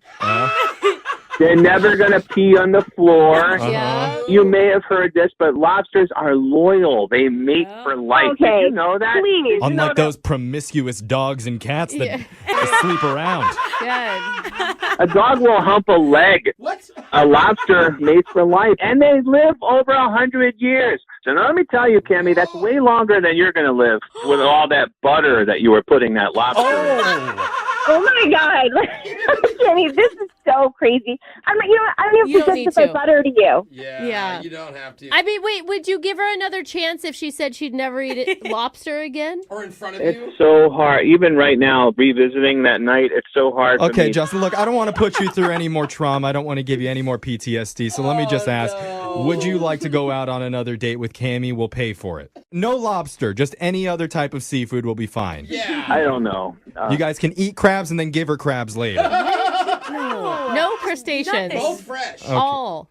No. I don't know. This is a terrible way to start a relationship. But everything else was so Tough to good, come back bro. from. Other than I don't this, know. I think we've gone too far down the hole. I don't think we back. can recover after the butter and the Leonardo da Vinci lot or whatever his name is. I don't. Leonardo da Vinci, like the painter. Yeah, sorry, Yeah. but This is just too much for me. I'm not interested anymore either. You guys are worried about him being triggered. I'm triggered by this whole conversation. yeah, Both scarred. it Okay. just doesn't end up well. Well, I hope you never go out on a date and somebody eats like a dog or a kitten in front of you. Oh my God. I really. Oh, that's a given. I hope that too. Thank you for that. what restaurants are you going to? Everybody's had a first date that just didn't go according to plan. Oh yeah, for sure. You know, Most of them. whether you showed up 20 minutes late or accidentally called them by the wrong name, Yeah. or they got back together with their ex in the middle of appetizers. Oh, It's always awkward. They Not told great. you to get off your phone. Now look what happened. couldn't even make it to the main course. Yeah, but, I'd almost prefer those bad dates to the ones where you can't think of a bad moment, because at least you know. Yeah, that's true. You have an answer. But That's interesting. one of our listeners has been going crazy trying to figure out why the night took a turn for the worst. And now she's at an all-time low, calling a bunch of morons on the radio for help. So here we are. Cammie, I'm sorry that you've been reduced to this. Oh, man. Thank you. Yeah, this is terrible. Yeah. He was like, I said I would never do this. Yep. And here I am. Yeah. So tell us about the guy that brought you to this new low. What's his name? His name's Justin. Justin. Okay. Where'd you meet Justin? On an app. All right. I don't know if you've been on apps recently, but it's like hit and miss, but like more like a million misses. That, Yeah. We hear that a lot from our listeners. Were you excited about Justin, though? Yeah, no, I was. I mean, most guys now, like, they're really quick to be kind of overtly sexual, and it's just like, ugh, it's so gross. Yeah. And then this guy, though, like, he was sweet and he's sincere. Like, it just, like, refreshing, I guess. And then... So by sweet and sincere, you mean he didn't ask to exchange nudes in the first 5 minutes? Oh my God. It's like the bar is so low. Yeah. It's just like, this the bar guy is very low. He just said, how are you? And then it's I'm like, creepy. I'm like, ew. Yeah. Don't ask me normal things. I'm sorry, but we're on Tinder, okay? If you say hello, that means you want it. Boom, here's a pic, girl. What's up? Yeah. So Poor Cammie. really sweet and sincere, not asking you for anything. What did you guys do for your date? Well, it took a while for us to get there, first of all. Like, we had talked on the phone for, like, 2 weeks. Whoa. Wait, hold on. You had an actual phone conversation? I know. Are you it's sure weird. that he's actually into women?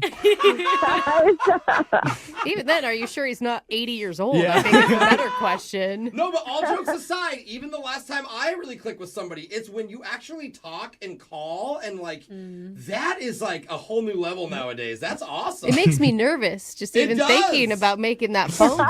Yeah. When you're about to answer, you're nervous. You're like, oh Yeah. my God, we're really gonna talk here. So All you guys right. were clicking. Good.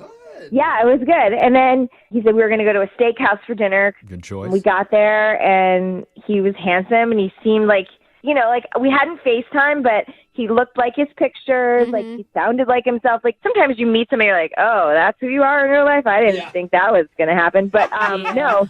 That's what the nudes are for. They show you who they really are.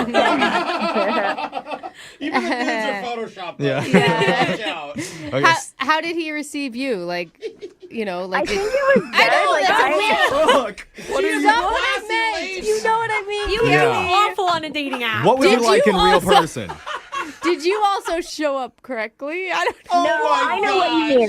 I know what you mean. No, I look like my pictures. She understood what I meant. Yeah, okay. Yeah, she got it. So how was your connection on the date? Yeah, I mean, it was good. It was like we just kept talking about the same stuff. We talked about like trips we took and our friends, like normal date stuff. Did you feel like you ran out of things to talk about at any point? No, I don't think so. Well, at one point he was going to put this on his company credit card. So I was like, oh, hopefully it doesn't get him in trouble. But he said, well, if you talk about one business thing, it counts. A technicality? So you guys talked about business stuff? No, we were making jokes. Like, we were saying things like lucrative deals and mergers and, like, run it up the flagpole. And, like, we were just trying to be silly with it, I Sounds guess. hot. Okay. Since he was offering to pay on the company card, what did you get for dinner? I got surf and turf. Yeah, you Company's did. paying for it. The That's most a girl. expensive, okay. Well, you're doing business. Now we're talking. He got a steak. Like, he got a really nice steak. So, Okay. Okay. yeah. So where did the night get weird for you? Okay, so this is the thing. Like, all of a sudden, kind of the mood changed. It was like two different people. Like, he got much quieter. He stopped making eye contact. It was like the weirdest thing. Like, he's barely touching his own food. So I was like, well, is he sick? Like, is something wrong? Like, what is he trying to just power through and be a hero, but some appetizers not making him feel good? Or I don't. Oh, so this happened before even the main course came? It's kind of as the main course is coming. Okay. Have you come up with any reasons, you think? No. And I even said, like, did I say something? Did I do something? He's like, no, it's fine. I had a really good time. And he hugged me, and, like, that's it. Wow, so you asked him. Well, it was so weird. And I was like, I really at that point was like, well, I have nothing to lose by saying that. At that point, did you try and save the date with a nude pic? Because it could happen that way, too. I don't know. This is really bizarre. Yeah, I mean, maybe somehow he got news that was bad. I don't know. Like, my friends are like, well, maybe.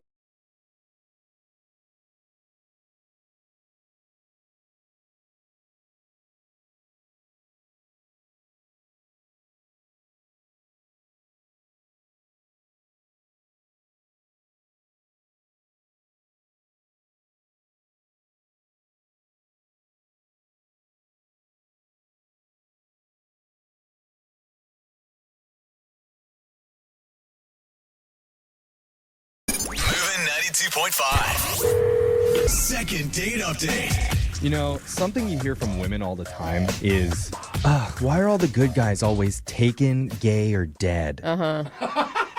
It's interesting that they're interested in those dead guys, but No, they're not, Jeff. I always tell them, hey, don't worry, because statistically speaking, a bunch of those taken guys are going to get divorced. And then he'll be down and out and ready for a rebound, so just be patient. Oh, Never it's terrible. Looked on the light side and dark side at the same time. Well, that's what one of our listeners, Kaylee, did. She waited and caught a guy at his rock bottom post-divorce. No. And now she's emailing us for help. Man. Welcome, Kaylee. Not a great intro, Kaylee. Yeah. Hi, guys. How are you? Yeah, you're We're like the good. cheetah getting the weekend gazelle at the back of the herd, aren't you? I've never really kind of thought about it like that, but yeah, you could kind of say that. Okay. Hey, you know So what? what's the name of the wounded gazelle that we're calling today? His name is Ian. Okay. Ian. And how do you know Ian? I met him through a friend of a friend. He was recently divorced, supposed to be a real quality guy. So it sounded like a good idea. Why not? Have you ever dated a divorced guy before? No, I haven't. Well, that's good that you're open-minded to it. Yeah, for sure. Yeah, why not? If I'm not open to that, who knows? I'll be single forever. You Yeah. So did you set the date up through friends or did you actually talk to Ian? Well, since we had the same friends in common, They gave each other, our numbers, so we were able to start texting one another, Okay. Okay. So then, as we started talking through text, we found that we had something, like, really big in common, and that's camping. Oh, sweet. Oh. Yeah. I love camping. I used to do it a lot with my family when I was younger. And this is the first time I've met a guy who was just into it as much as me. I mean, there's a lot of guys that say that they're into it, but it's hard to find one that could actually follow through. Dude, it's hard to be into camping. Us dudes, like, you have to know how to set up a tent and a fire. Well, like, I'm scared of camping. Yeah. I get a lot of responsibility, Yeah. I feel Okay, like. Jose. So camping I is mean, did you guys actually think of going camping on your first date, or you were just talking about it as something in common? You are psychic, because that's exactly what we did for our first date. We went camping. Oh, my God. That's a huge commitment. Yeah, like a whole weekend. Well, it wasn't a whole weekend. It was more just an overnight trip, but it's still a big deal. Yeah, but it's like if you go out there and you don't like the guy, you're stuck with him. Or it's the perfect way to get rid of him and no one will know. Oh, Jeff! No! What? Wow. Back to the dead guy option. I mean, he's taking just as big of a risk as you are, so guess. it's kind of even playing field, I think. You're both kind of vulnerable. Well, I mean, I made it clear we're going to sleep in separate sleeping bags. Okay. You know? But same tent. You're going to do same tent. Same tent. Oh, yeah. man. Oh, wow. He held in so many farts all night long. So how did it go? Well, just to be clear, we also took separate cars, too, and we met at the camping site. So when we first got there, we did a hike around the area, which went well. I mean, handsome guy hiking through the woods and everything. That's a win for me already, Yeah. I'm also turned on for you. Thank you. Yeah. Okay. And then when we came back, we started setting up camp. He was in charge of making a fire, and I was in charge of, setting up the tent and everything. Okay. And then, I did notice it was a bit abandoned. There wasn't many people around us or anything. And it kind of started getting dark. And as we're, setting things up, we heard sounds in the woods. And, yeah. Oh, God. No. What'd you hear? No, this is why I don't go camping. Stop, Jose. What'd you hear? I mean, it sounded like a bear, but it could have been a human. Oh, my God. That's Was so there- scary. Oh, my gosh. Well, it's okay. What'd you I mean, do? they're in the wilderness. And Jose, literally ran to the corner of He the studio did. just Want when to you said it. escape. I'm scared. I mean, it really honestly sounded like a bear that was in heat, which makes it kind of funnier, but... Kind of set the mood for Yeah. us, He knew a date was going on. But yeah, so then, my kind of personality, honestly, I'm the type of person, if I hear something, I want to see what it is. I don't, even if it's a bear doing its thing, I just want to go find out for myself and make sure that we're safe. No. I don't know if that's the smartest move. Oh, my goodness. And then I just want to play with their cubs. Right. That's all I want to do. It's very brave, though. Thank you. Well, I took my flashlight and I wanted to go take a look. And I was asking if he wanted to come along, so we could just go make sure everything's all good. And he said no, he'd rather stay back with the fire. Yup, smart guy. I like him even more. Jose, she lived. She's on the phone with I us. know, but still, why are you putting anyone in that scenario? You Oh, my stay in the tent God. and you pray to God. So We what should was make it? sure we're okay, I don't know. I don't know if he was scared or something, but he stayed behind. So I went out there in the woods, and I was looking around for 10 minutes. Oh, my but I didn't see a thing, just to let you all guys know. I didn't see anything. Gosh. No, yeah. Okay, good. Yeah, so... We're safe now. Jose. So I came back to Ian, and honestly, he was acting different. Super What do you mean? quiet. He didn't want to talk to me. And, a couple of minutes later, he said, no, actually, I want to go. What? He left? What? Seriously, he packed up everything, so I just followed along. I started packing up. We went to the cars, and he peeled off. What? No. Do you think he was just that scared of something that was probably just a raccoon? Or he could even have been embarrassed. I mean, because when you really think about it, I'm the one that went out to make sure we were safe. Right. So that may have been emasculating to him or It could whatever. have been. But, I mean, one of us had to do it. We're not going to just sit there like ducks and get eaten by a bear, Yeah. So I text him, nothing. I asked some of our friends that we had in common, have they heard from him? They said they haven't. Oh, So here man. I am. I'm asking help from you guys. You have to help me. So it Well, and sounds that's- like he chickened out and just too embarrassed. Like, But it's so frustrating because he obviously liked you enough to agree for an overnight camping trip. I mean, that's a big agreement. So he's also missing out because of this stupid like stigma that he has. Yeah. Where he wasn't manly enough or something, if that is the case. Right. Is there a chance that his ex-wife called? And he had to go somewhere. or she was the one in So the woods. maybe it was a cougar. Ooh. You never know. But we're going to find out. We'll play a song, we'll come back, and we'll call Ian for you and try and get you your second date update, okay? Thank you, guys. Thank you so much. All right, hold on. If you're just tuning in for the second date update, we're on the phone with Kaylee, who had a run-in with a real-life bear. Oh, my gosh. You see, That makes it sound... normally you find them out in the clubs wearing leather chaps and drinking vodka tonics, Yeah. but Different bears. Kaylee had an unusual experience because she encountered one out in the woods. Those aren't the fun bears. No, those aren't the sexy ones, are they? She was on a camping trip with her date named Ian, and she heard some weird noises coming from out in the brush and went out to explore thinking it might be a bear and found nothing. Instead, though, when she came back to the campsite, her date Ian was acting a little bit strange and decided that he wanted to leave. Yeah. So that's how the date ended for them, and now Kaylee doesn't know what went wrong. Yeah, I have no idea what happened. I really hope I didn't make him feel bad. I don't know. I mean, you were trying to protect him. Like, I get that. Of I all know, people, but I would be thankful. Yeah, but it makes most men feel bad. Totally. But that's Which isn't your fault, Kaylee. I mean, if it comes back and he confesses that he actually hates camping, would you still want to date him? Yeah, I mean, do you know all the single losers out there? Yeah. I mean, she's already stooped to dating like a divorcee. Like, Stooped? how much Oh lower my can God, you Jeffrey. go? Oh, you can go lower. I know, I'm kidding, I'm kidding. Well, here's what we're going to do. Let's get Ian on the phone and figure out what happened, okay?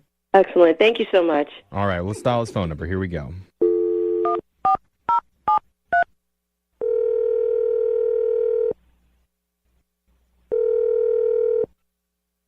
Hello? Hi, can I speak to Ian, please? You got him. Hey, Ian. My name's Jeffrey from the radio show Brooke and Jeffrey in the Morning. You have a moment to talk with us? What radio show, man? It's called Brooke and Jeffrey in the Morning. Oh, okay. Don't know, but okay. Yeah, Cool. You should listen sometime. Yeah. I listen to a lot of radio shows, just not this one. Sorry, Okay. man. So you have taste. I see what you're saying. I see what you're saying, Ian. Ouch. All right, well, this radio show does something kind of dumb called a second date update, and that's what we're doing with you right now. Second date update? Yes. That's where if you go out on a date with someone and afterwards they're not calling you back, you can reach out to us and we'll call them for you to try and figure out the reason why. Okay.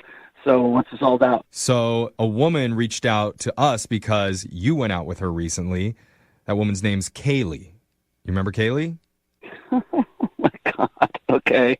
Kaylee, yeah. So she told us about your date, and she said you guys were having a really good time, and then it ended kind of weird, and she doesn't know what happened. Wait, she reached out to you guys? Yeah, Yeah. because you won't hit her up, man. You got to understand why she'd be confused. I mean, she told us that you agreed to go camping with her. I mean, that's a big commitment to do on a first date, and then you left before, like, nightfall even really hit. So she told you I left. Okay, what else did she tell you? There was a bear. Well, she said she heard a noise out in the woods, and she went to go explore to see what it was, and then when she Told came... you there was a noise. Yeah, okay. Yeah, and then when she came back, she said you were acting a little bit different, and you wanted to leave immediately. Hey, and it's okay, man. If you were scared, that's fine. I mean, Jose was literally terrified of everything, and it's all right. I'm still I don't know who Jose is, but, you know. That's me, bro. I'm just saying you're in good company if it was just too much for you to hear something that you thought was a large animal. Totally understandable, bro. I don't know what she said about this stuff, but I don't know if she's got the right idea here. I don't. Well, can you help us get the right idea? Because she has no clue what went wrong. And she really likes you. She thinks you're rad. She said that? Yeah, she thinks you're super cool. You can tell us anything, and we won't judge you too harsh. You guys are cool, man. I just start listening to you more often, I think. Hey. So here's the deal. I was going to call her back, okay? I needed more time. Okay. That's it. More time for what? Like since your divorce? Okay, wow. She did tell you a lot about me. Yeah. But listen, it has nothing to do with the fact that I'm divorced. You have to trust me on that. I was going to call her back. So, here's the deal. Okay. She heard this noise, and she grabbed the flashlight, and she said she's going to explore, and I didn't want to. Okay. So I'm waiting for her to get back. I don't know where she is. It's like 15, 20 minutes. So I'm standing up, I'm looking out into the darkness, and I slip into the fire, and I badly burned my arm. Oh, my God. Oh, that's terrible. Why wouldn't you just tell her that? Oh, my gosh. Are you okay? Well, I'm fine now, but she came back eventually, and I'm doing everything I can in my power to pretend like it's not hurting. I think I was a little embarrassed, so I just kept quiet, but I'm in so much pain. Oh, my God. And I know I needed medical attention, right? But I didn't want to make a big deal out of it. Men are so weird. Men are so freaking weird, dude. What do you think she would have said? Like, oh, you burnt your arm, you big baby? Haley said she loved camping so much, and I didn't want to pretend like I'm a novice at it. I like it, but I'm not done it a lot. And, it's our first date, and we're going to spend a night together. Who knows what was going to happen? Ian, she could have helped you. She could have gotten some ice for you. I understand, dude. That's exactly. I totally get it, bro. Where would she get the ice? I assume you brought a cooler, Ian. You're camping. Where else are you going to keep your food? He said he's a novice. Maybe she brought the ice. I didn't know we had any ice. Oh my God, Ian. So that's why you left, because you had burned your arm. Well, yeah, I needed medical attention. I needed to drive to the hospital. I looked on my GPS on my phone. There was a hospital 4 miles away. And I got in, and look, I literally had melted plastic from my jacket burnt into my skin. Ian. Dude. Ian, why did you wait to call her? Just tell her these things. Well, it took 2 or 3 weeks for it to heal, and I just needed more time. And I felt awkward and embarrassed, being that I was recently divorced and not dating for years. Lying about the camping thing. You're worried that she's going to think that you're less of a man because the fire burned you. You know what? I couldn't have said it better myself. Yeah, that's right. Real men don't get burned. Yeah, real men are immune to fire. Yes, so that is right. You know what? I understand that. Oh my God, you're Thank immune. you. I mean, you're immune to logic, is what it sounds like to me, not to fires. Well, I hope I'm not stepping out of line here and hurting your feelings anymore, but I do have something I need to tell you, Ian. Okay. I need to tell you that Kaylee's actually been on the other line listening, and she heard everything that you said. No way. Yeah, I don't. Not to make you feel like any less of a man, but she knows it all now. It's like the feeling of a fire in my arm, but now it's in my chest. Oh, Ian, it's fine. The truth will set you free, man. Kaylee, kiss his boo-boo. Come on. Ian, I'm super embarrassed. I'm so confused. Why didn't you just say something? Hi, Kaylee. Hi, Ian. I mean, I feel bad, but I can't help but to laugh a little. I don't know. I'm new. I'm a novice camper, and I'm a novice dater. Oh, my. I really dug you, and it's my bad. If I can apologize, I will. I'm sorry. You could definitely apologize. You should have said something. Oh, my God. Seriously, you're leaving this woman thinking that she did something horrible or you hate her. I was over here thinking the whole time that maybe I made you feel bad because I was the one that went out there to find out what the scary sound was, and the fact that you didn't come, help figure it out, I thought maybe I made you feel bad somehow. No, not at all. In fact, I thought you were a superhero. I mean, I was just I was into you, and it was empowering to watch a woman go out and defend us from the big bear that I saw. Oh my God, you're the cutest, Ian. He is the cutest. I don't understand. I mean, you should have just said, "Hey, I burned myself. Let's go to the doctor." I would have went with you to urgent care. Yeah, Ian, if you had told her, Kaylee probably would have defended you and just punched that fire right in the face. Defended your honor. You don't touch my man. Oh my God, this is the cutest story ever. Yeah, Dude. I mean, Ian, would you be up for going out on another date with Kaylee? Because we'll pay for it. 100%. I mean, after your burns heal, of course, but we'd like you guys to hook up again. I'm super excited, and I promise I'll bring a blanket to make sure to cover the burns. No, maybe a fireproof suit. Yeah, no. Or let's just not go camping Yeah, anymore. let's stick to the city for you, Ian. That's fine. That's fine, honey. This sounds awesome. Sounds great. Thank you guys so much. This is great. Oh, I'm so excited for you too. Me too. I'm so excited. I just pitched a tent. Whoa, oh my God, Jeffrey! Camping, guys. You're disgusting. Moving 92.5.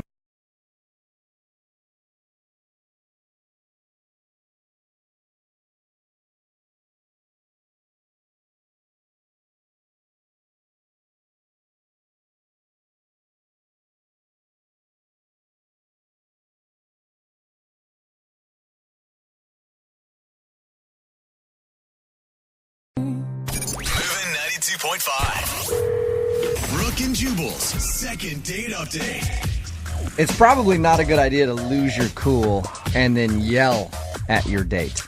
On a first date? On a first date, yeah. It's probably a bad idea. It's Brooke and Jubal in the morning. I'm moving 92.5. Melanie is on the phone with us right now. She wants to call a guy named for a second date update. Apparently they hung out and she ended up losing her cool at some point on the date. Melanie, how are you?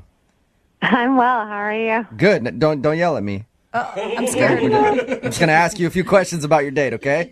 I promise. I'm not going to yell at you. All right. I'm just making sure. Because from the sounds of your email, you have a tendency to blow your top pretty quickly. Sometimes, but I mean, I was really pissed off, and if you were in that situation, you would have done it too. So. All right. Well, why don't we talk about your date a little bit before we get into how you sort of lost your cool. So you met this guy at a friend's party?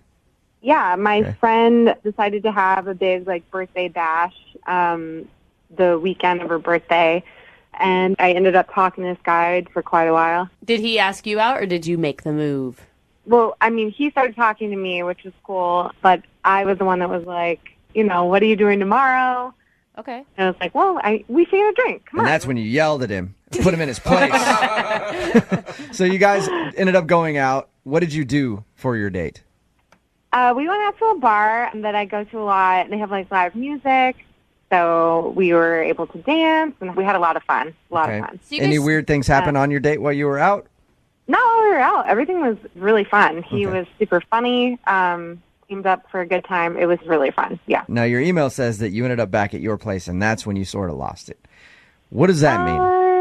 Yeah. Well, we were just kind of having fun, showing each other a good time. Having fun, you mean jumping up and down on the bed? Pillow fight. Yeah, what do you mean? No, we were on our way to that. Okay. We were making out, and it kind of got hot and heavy, and I was like, I'm going to go change in the bathroom. I'll be right back. I was going to take some clothing off. Mm-hmm. Anyway, I was really excited. All right. It sounds like everything's going great.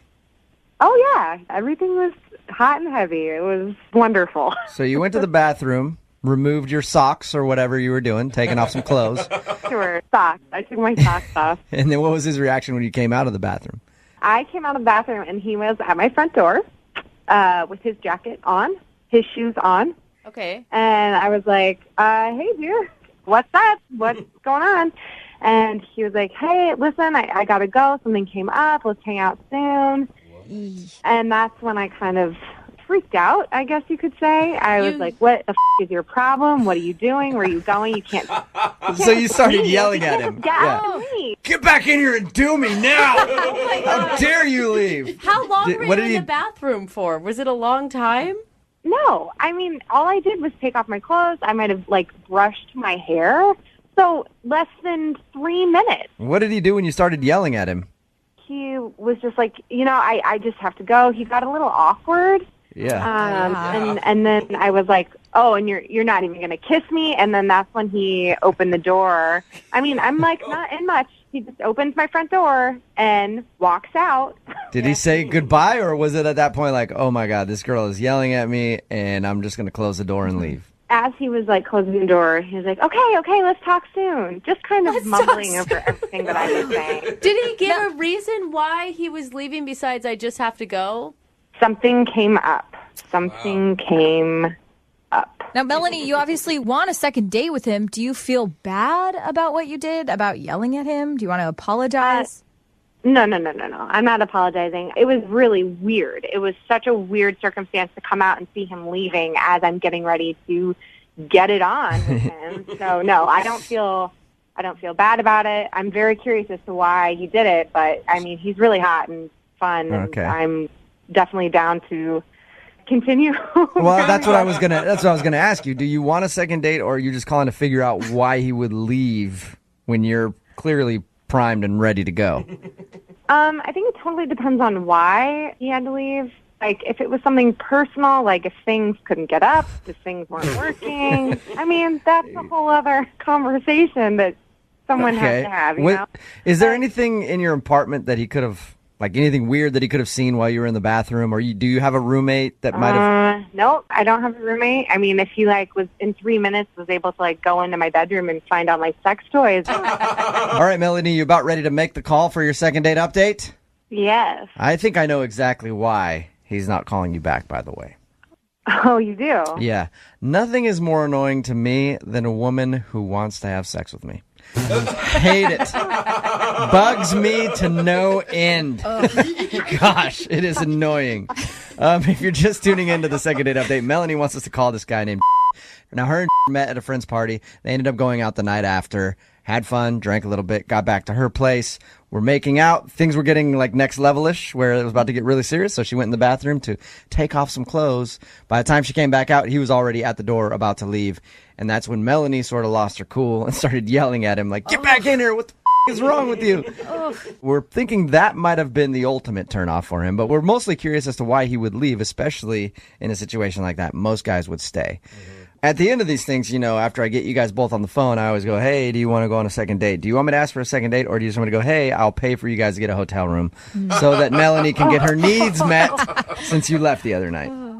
No, I would love to go on a second date. I think that'd be really fun. If he wanted to take things slower, I'd be down to try and get back. You're down with whatever. I like you, Melanie. You're not afraid to say what you want. I like that. I wouldn't have ran from you. Melanie, if you're not, I can just have him send a picture and you can do your thing by yourself. Whatever. We will get you taken care of here, Melanie. All right. You about ready to call him? Okay, I appreciate that. All right, here we go. I'm going to dial the phone number right now.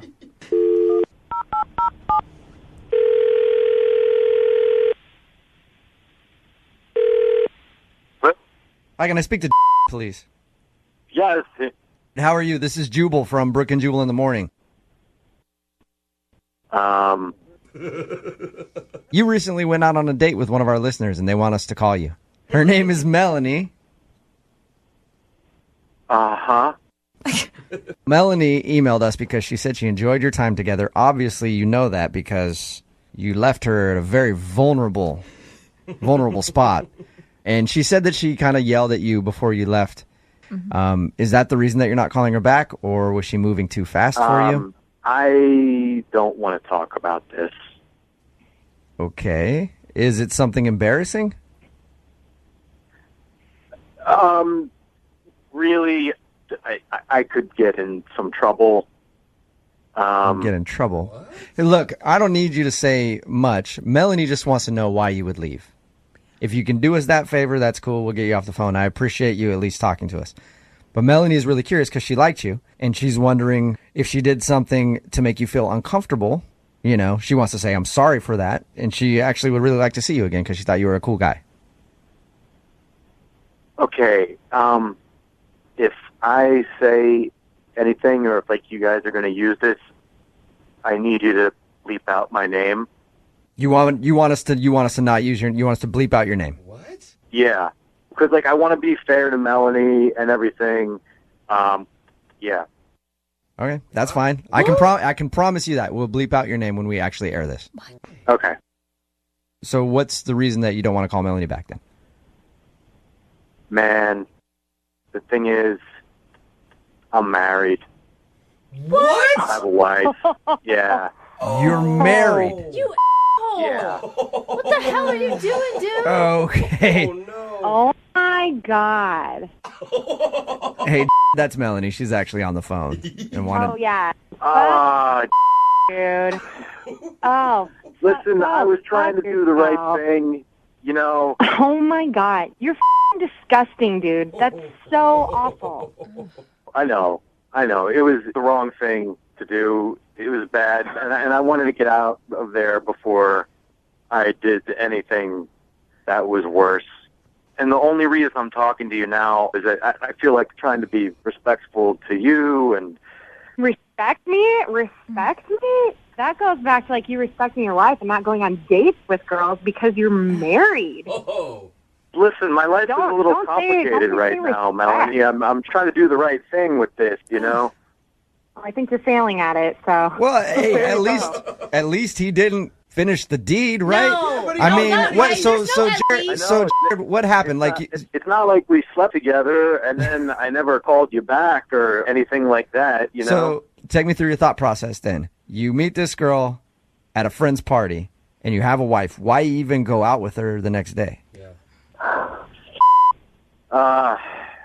Things with my wife and I are just not in the best place, but you know, there hasn't been like the physical intimacy that we used to have, and marriages are hard sometimes, and we're going through a hard time, and Melanie, I'm really sorry. I'm really sorry for your wife. I feel awful. I feel awful for your wife. I feel sorry for you that you are who you are. You're an awful person.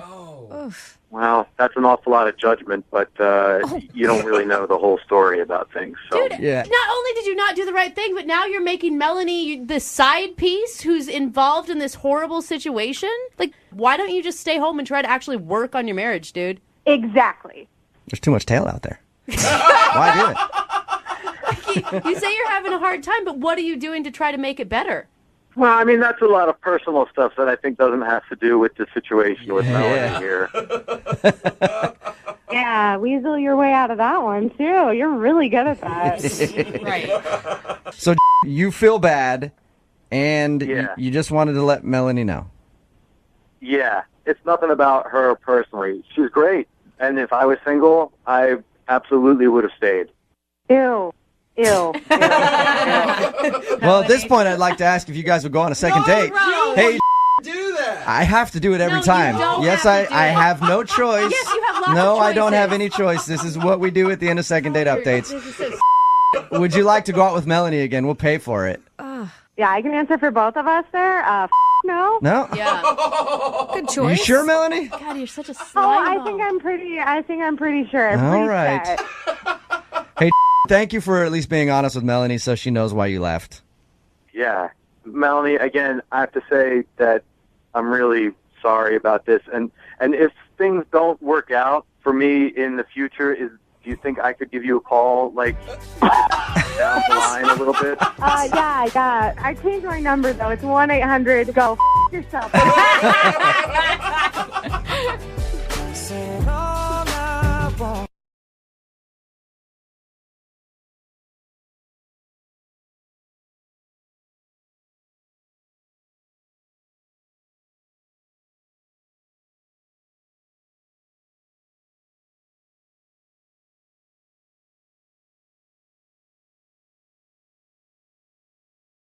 Moving 92.5. Brooke and Jubal's second date update. Women like a man who's well-read.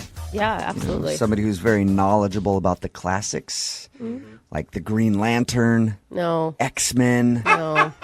Superman, things like that. Comic books. Yeah, they love it. Jesse is on the phone with us right now, and he's having trouble getting a call back from a girl named Adrian. Apparently, he thinks that his love for comic books might have turned her off. We'll get into that in a second. Jesse, how are you? I wish I was doing better. I guess, otherwise you wouldn't be doing a second date update.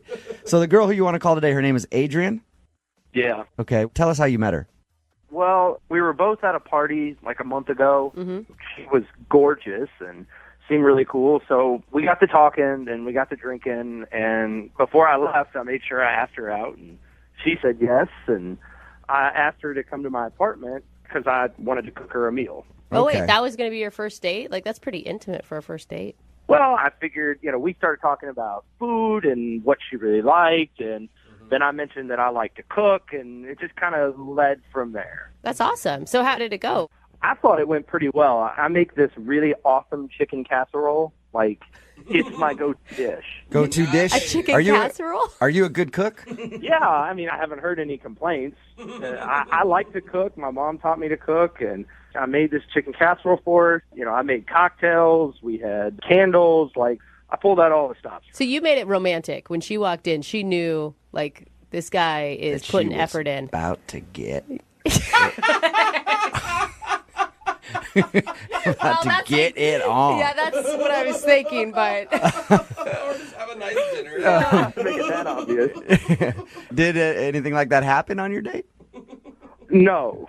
Oh. No, I was kind of hoping, but I got a hug at the end of the night. I didn't even get a kiss. Oh, you didn't? Oh. Did she linger for a long time after dinner, or was it like, all right, good chicken, I'm out?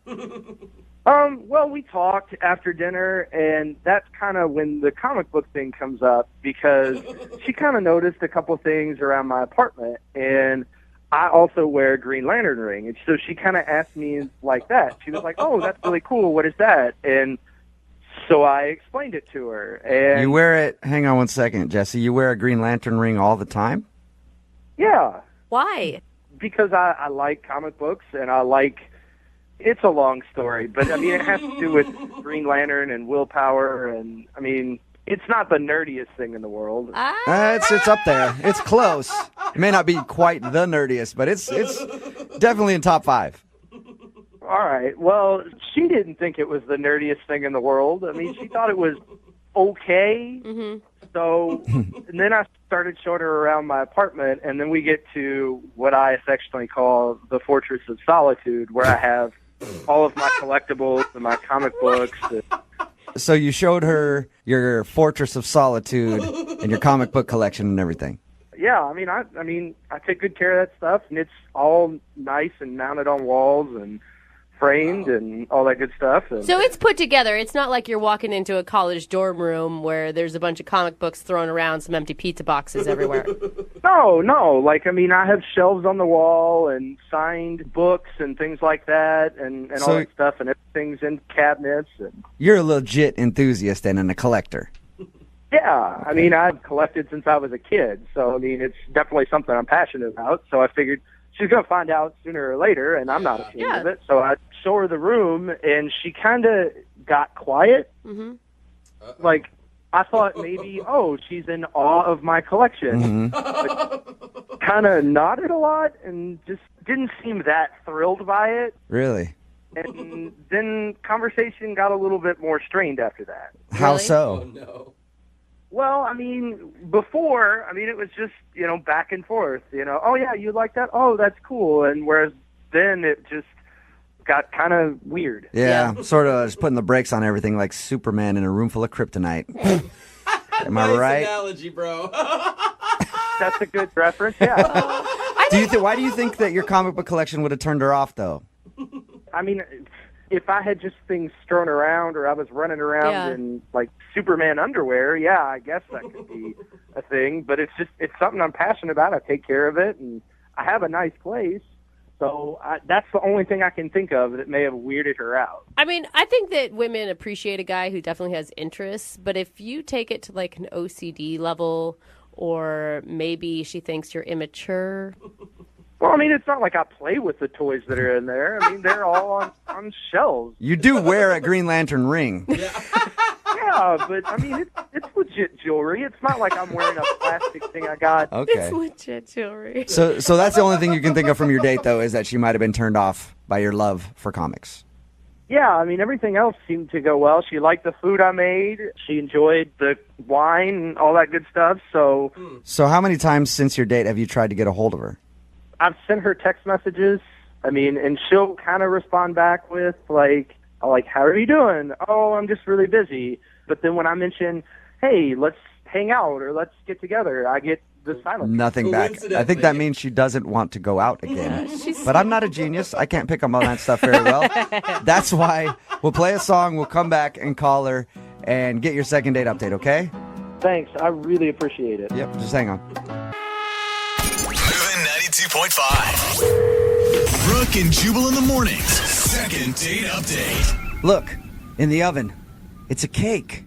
It's a pie. What? No, It's Captain Casserole. That's right. Able to chop faster than a magic bullet from QVC. More powerful than a ninja food processor. Able to peel a potato with a single slice. Captain Casserole. His food hits your plate and your pants hit the floor. Get it, Captain That's his Casserole. superpower. Yeah. If you're just tuning in for the second date update, Jesse is on the phone. Jesse is now better known as Captain Casserole. And why do I call him that? Because Jesse went out on a date with Adrian, and he made her his famous chicken casserole, he says. They ate it. They had a good time.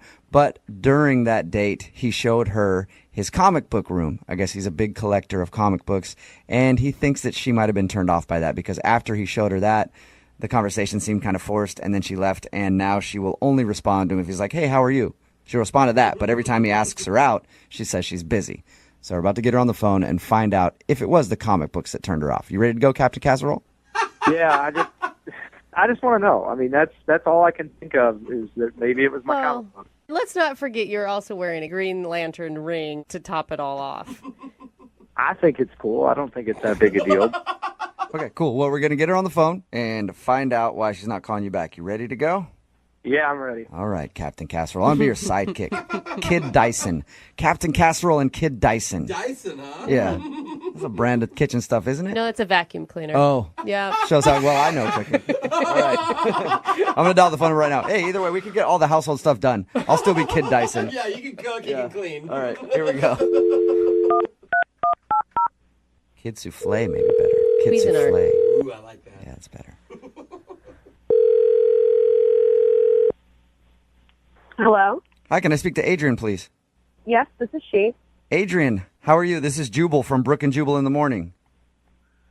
I'm sorry. Could you repeat that? Who is this? Yeah, this is Jubal from Brooke and Jubal in the morning, the radio show.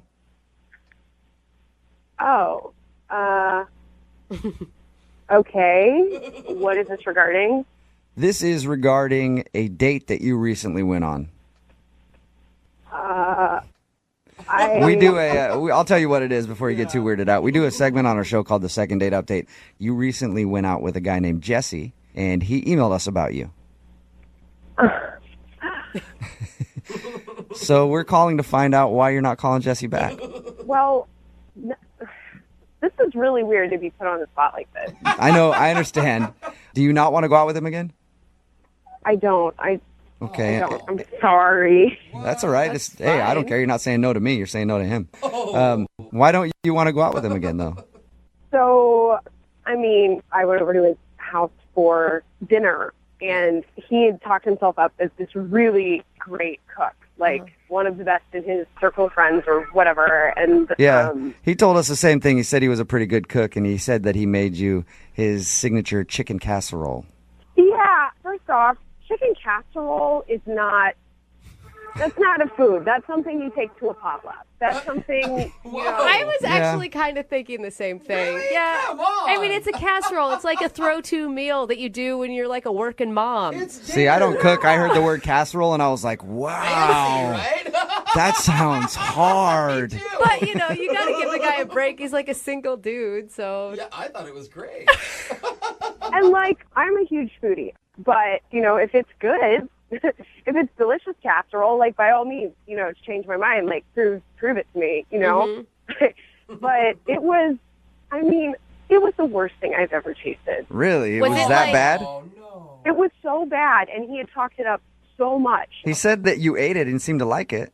Well, I was brought up in the Midwest. I have certain manners that I try to, AKA, you're being So you were being polite. Yeah. Was it like can of mushroom soup bad type of casserole? Oh, it had to have cream of something soup. Again, I'm not tracking with you guys because cream of anything soup sounds good to me. No.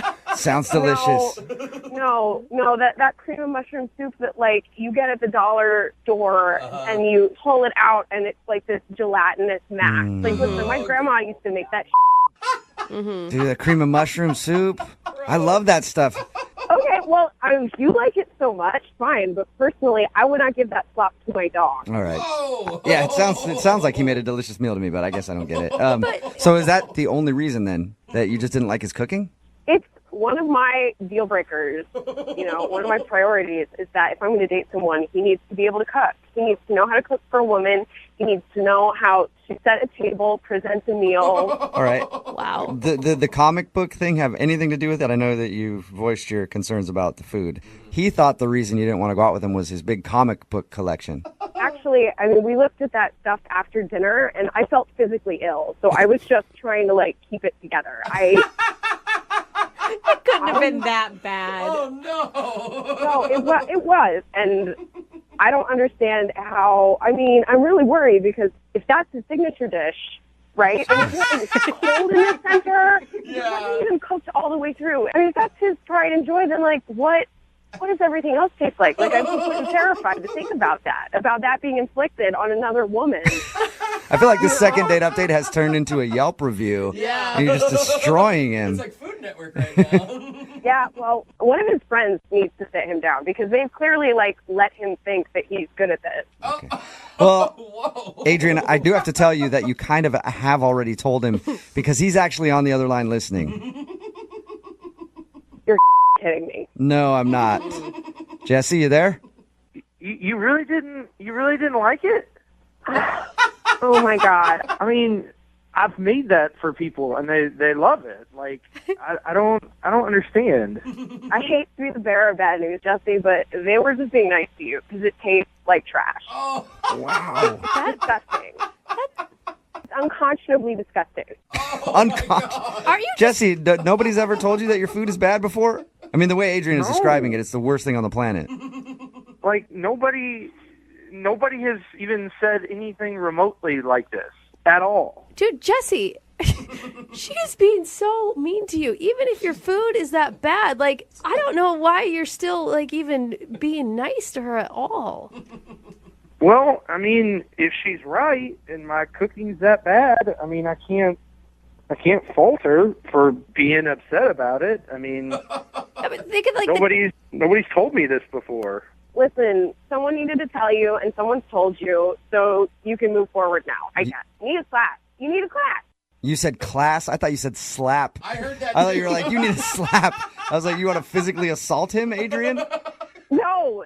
I mean, maybe someone could, but no. Just take a class.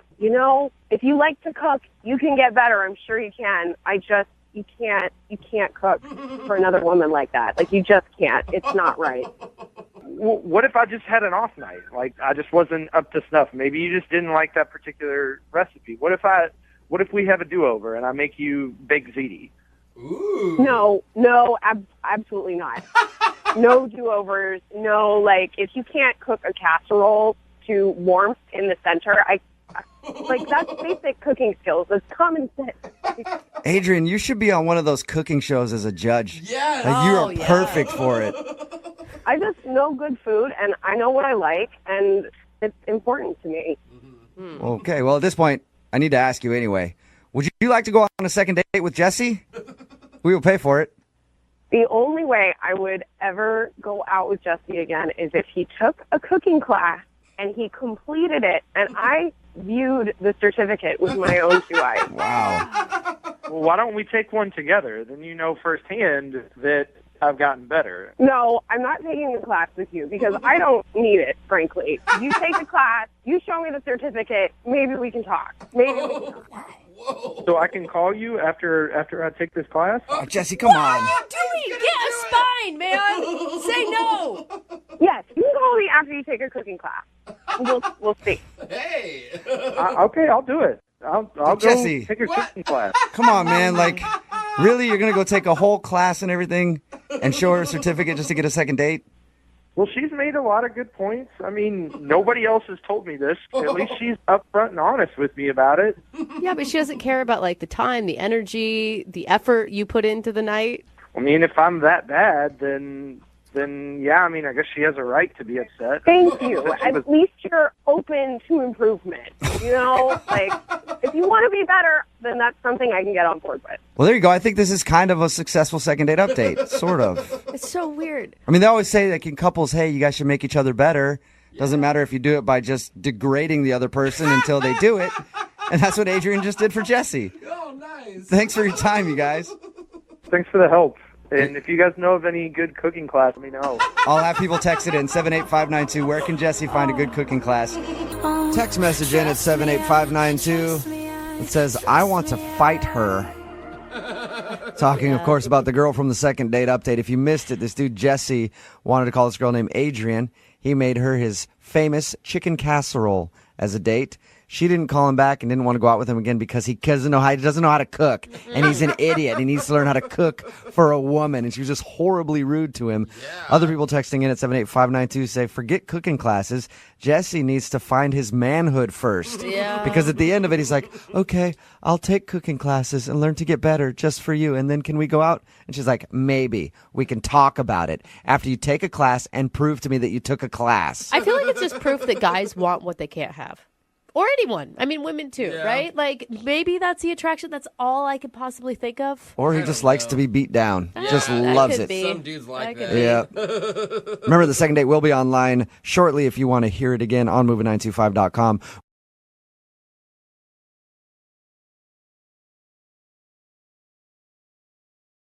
Moving 92.5. Brooke and Jubal's second date update. Today's second date update is just another case of the old hit it and quit it. Uh-oh. Quite literally, because Cassie, who was on the phone to do a second date update today, says she met the guy that she went out on a date with because they got in a car accident. Oh. And now he's not calling her back. So maybe not the hit it and quit it that you were thinking about. What's up, Cassie?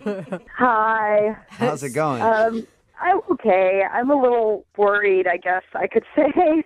You're worried? That seems kind of intense for just a first date. I'm just concerned if I did something wrong or if this whole situation is different than I perceived it. I mean, you know how dates can be. You could think things are going well and they're probably not. Yeah, most of the time they're not. Yeah. 98% of the time they're not. So right. Your email said that you met him because you were in a car accident? Were you in the same car together or? No. This is kind of stupid on my part, but I was driving and there was a lot of traffic and this song played on the radio that I really love and I just started jamming out and I was really happy and I wasn't paying attention and I rear-ended this guy. Oh, man. So how do you go from hitting this guy's car to going out on a date with him? So he steps out of his car, he slams the door, turns around and he looks and he is just furious and he's clearly really upset, really angry, and he walks up to my door, and I get out, and he's like, what the hell are you thinking? Can you not see? Are you blind? Do you know how to drive? And at this point, he's so angry, and I felt so bad. I kind of started crying, and... Oh, no. That could be a lot of emotions in that situation, you know, especially if someone's that angry. Yeah, so I started crying, and he immediately eased up. He just stopped. And he was like, oh, my gosh, I'm sorry, you're really beautiful. And I was just kind of, yeah. Why are you crying? So he's screaming at you about running into the back of his car and then just like a deer in headlights goes, whoa, sorry, you're hot. Yeah, I don't know if it was the tears or what. You know, most people don't look pretty when they cry. You are lucky. I get real snotty, puffy-eyed. I mean, it literally looks like someone had punched me in the face 4 times. You know, that's what I thought about myself, too. But I guess, I don't know, I guess there was something dreamy about it. But did he segue from you're beautiful into let's go out on a date, forget the insurance, and... Basically, you know, I was kind of joking. I was like, oh, are you doing this just to get my information? You know, I was going to give you my information either way, and da-da-da-da. And he's like, no, I'm really serious. He was really sincere.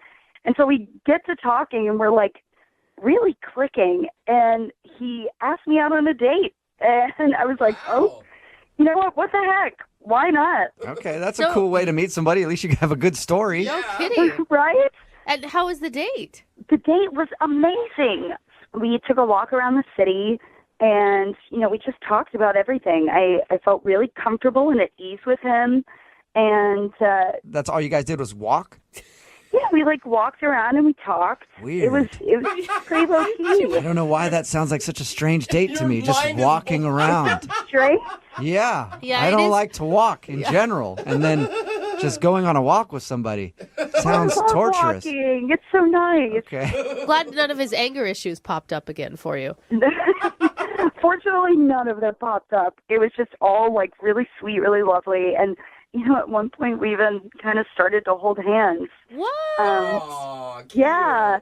That's cute. Yeah, it was really cute. Time flew by. And then, I got to the point where I was like, well, maybe I'll invite him to my place for a drink or something. So I did. And he was like, well, I've got things to do and da-da-da. So we parted ways. He gave me a hug. It was nice, but I felt kind of strange. And then since that time, I don't know, I haven't heard anything from him. And so I thought maybe the whole date was different than I expected. Maybe he just wanted my information because of the wreck. But why would he hold? Yeah. I mean, why would he have to go to hold your hand? Or even meet up with you at all. Totally. Right.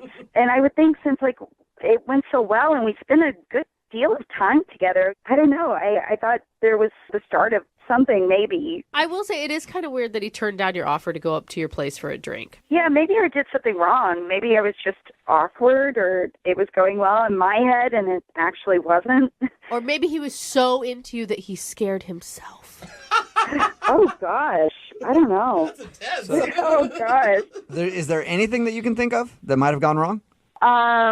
Maybe he thought I was pretty when I cried and I wasn't so beautiful whenever I wasn't crying. Sorry. I don't know. I only date chicks that are in tears. You're lame. Maybe you should have yelled at me and I would have cried a little bit.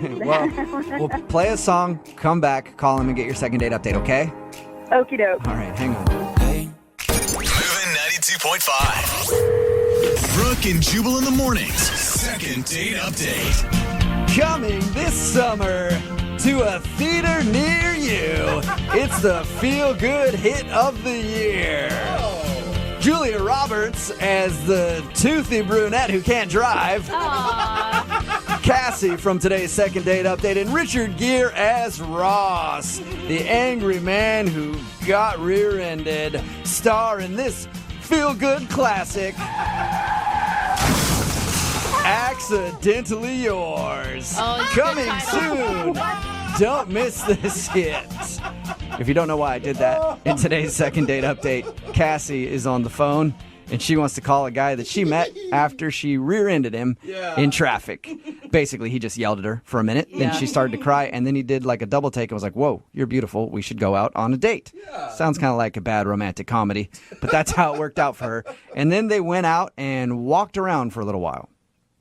That was the date. They just walked around. She said they had a great time, and she can't understand why he's not calling her back. She even invited him up to her place for a drink, and he said no, and that's the last that she's heard from him. Yeah. Oh, I feel bad for you, Like, you had so many high hopes, it sounds like, for this one. I did, mainly because I thought we got along really well. And it kind of feels like fate the way you met, Yeah.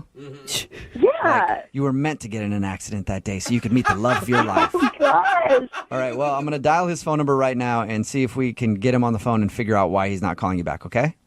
All right.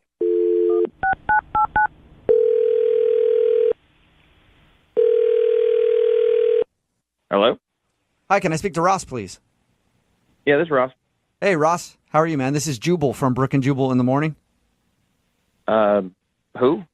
Jubal from Brooke and Jubal in the morning, the radio show. What radio? I'm not familiar. It's a morning radio program where we talk in between, like, songs and stuff. It's really on any You radio ever- that has a FM dial. Yeah, you ever heard it? That was a stupid question because you obviously haven't heard it. Good point. Okay. What do you want? Well, I wanted to talk to you because one of our listeners emailed us about you. I don't know what that means. You went out on a date with a girl named Cassie recently. Oh, God.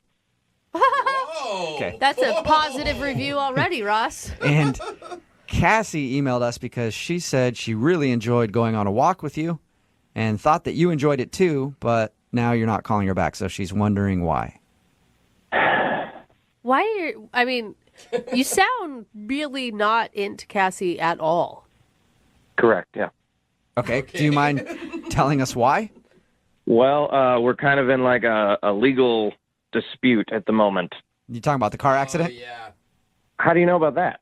Well, she told us how you guys met, how she hit your car and then you got out and yelled at her and then stopped and told her she was beautiful and asked her out. And why would there be a legal dispute? It sounds like she rear-ended you. It was her fault. Yeah, I don't think I should really go into details or talk about it. Okay. Well, okay, so forget the legal thing, forget the car accident. Let's just focus on the date. Did you not enjoy spending time with her? Not particularly, no. Really? What? Didn't you guys, I mean, she told us that you held hands. Like, holding hands is pretty intimate. Well, yeah, I mean, she asked me to hold her hand when we crossed the street. I don't know if that's romantic or not. So it wasn't like you grabbed her hand and held on to it as a romantic gesture. No, I didn't pull like a Cary Grant or something. She said, hey, can you hold my hand while I cross the street? And I was like, all right, whatever. Why? Yeah, sure, I guess. It's kind of weird, though. Like, is she scared to cross the street? I think she was trying to flirt. How do you go from getting in a car accident and being so stunned by her beauty that now you sound like you can't stand her? How does that happen? First of all, I'm not sure if I was stunned by her beauty. She was crying so much and freaking out that I was trying to do anything to get her to calm down. And I felt really bad because I just yelled at her like a crazy person. So I just said something. So you just said you're beautiful because you thought that that's what every woman wants to hear and it'll calm her down. Yeah. Okay. So you didn't want to go out on a date with her? Why even go? Well, I did want to go on a date. Oh, you did? After I calmed down, I thought, oh, this is actually pretty cute. But then I went out on the date and I thought, oh my God, this is a terrible idea.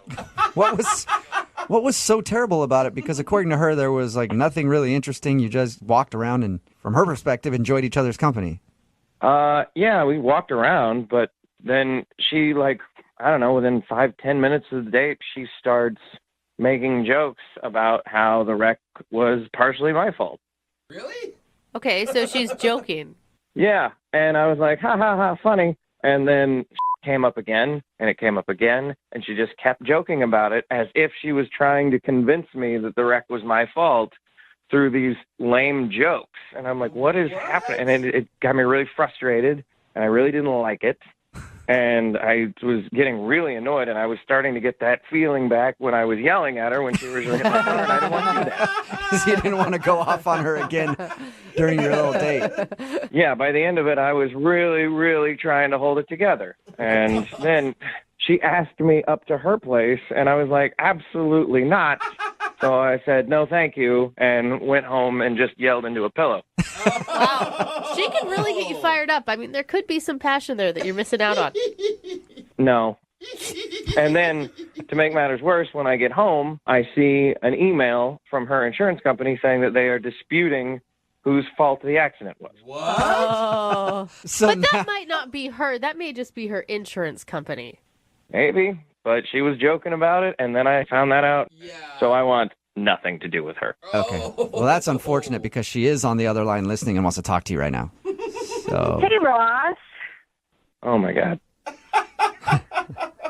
I was just joking. I thought it was funny, you know? Yeah, maybe one time would have been funny, but 6, 7, 8, however many times it kept coming up, it wasn't funny. It was annoying. It was untrue. not that frequent, and you know that. It was not that frequent. I mean, maybe I just read that you thought it was funny. I just, come on, like, people get wrecks all the time, and it's kind of funny that it played out this way. I thought it would be funny to, like, say that's how we met, you know? Yeah, it's how we met, but you're getting the facts wrong, okay? It wasn't my fault. You rear-ended me. It was clearly your fault.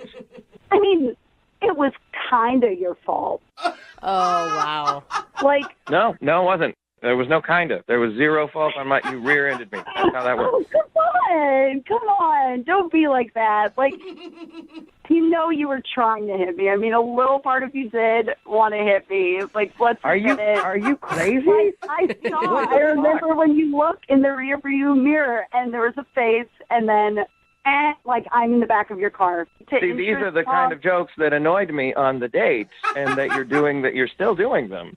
Ross, are you sure that you didn't see a cute girl in your rearview mirror and slam on your brakes, just hoping that her car would end up in the back of yours?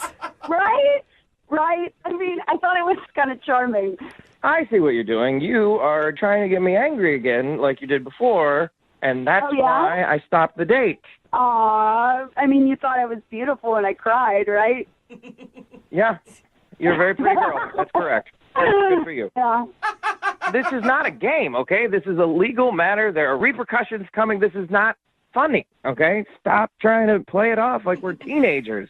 Come on, Ross. I mean, we all have to admit it's not all black and white. Sometimes there's a gray area, and sometimes, like we all have to take a little bit of the blame. It's not that. No, that's not how life works. That's not how that works at all. We live in a society with laws.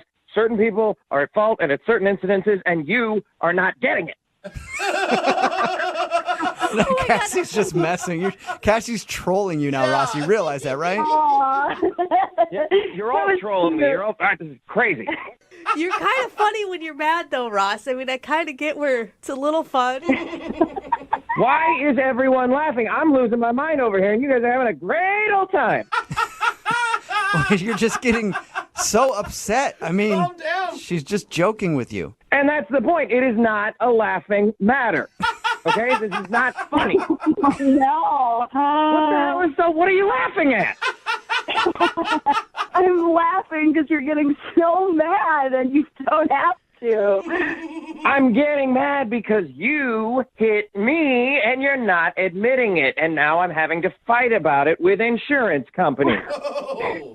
Oh, Roz. Stop focusing on that stuff. The courts are going to handle it. Let's just focus on you and me and the good time we had. There is no you and me. You and me aren't. That doesn't happen. It can happen, Ross. If you'll go out with her again, will you go out with Cassie? That is not going to happen. Come on, one more time. Just go out with Cassie and we'll pay for your second date. Pay for a second date so you can make fun of me all over again on the radio? I don't think so. Come on, Ross. I will side with him a little bit where I'm sure you're having to spend a lot of time on the phone with insurance companies, and that can be a little upsetting. You don't have to talk to them. You could talk to me. I'm talking to you right now, and it's not going well for me. Brooke and Jubal in the morning.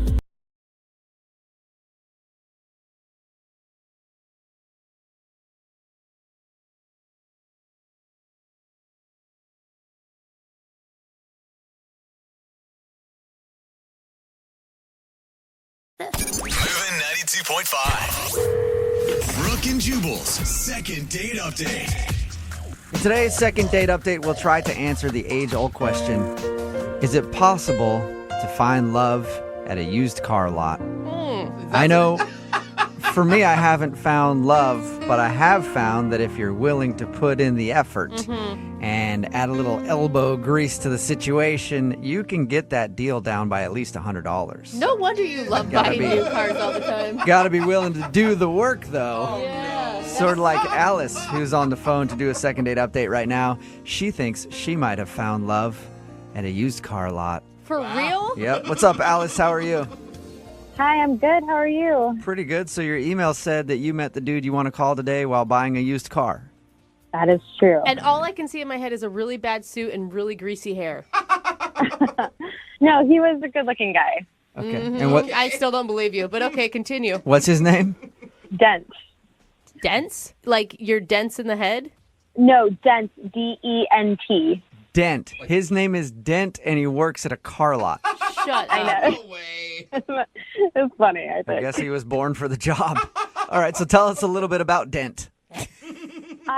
So I was shopping for a new car, just looking for something a little bit bigger, and we kind of just hit it off. And he asked me out for coffee, and we went out, and I have 2 kids, which can sometimes be an issue. Did you bring them along for coffee? No. Oh. They weren't with me at the time. But I didn't know how to bring it up because we just met. I didn't know if dating someone with 2 kids was going to be his thing, so... I feel like he's a guy named Dent from a used car lot. He should just be lucky he's on a date.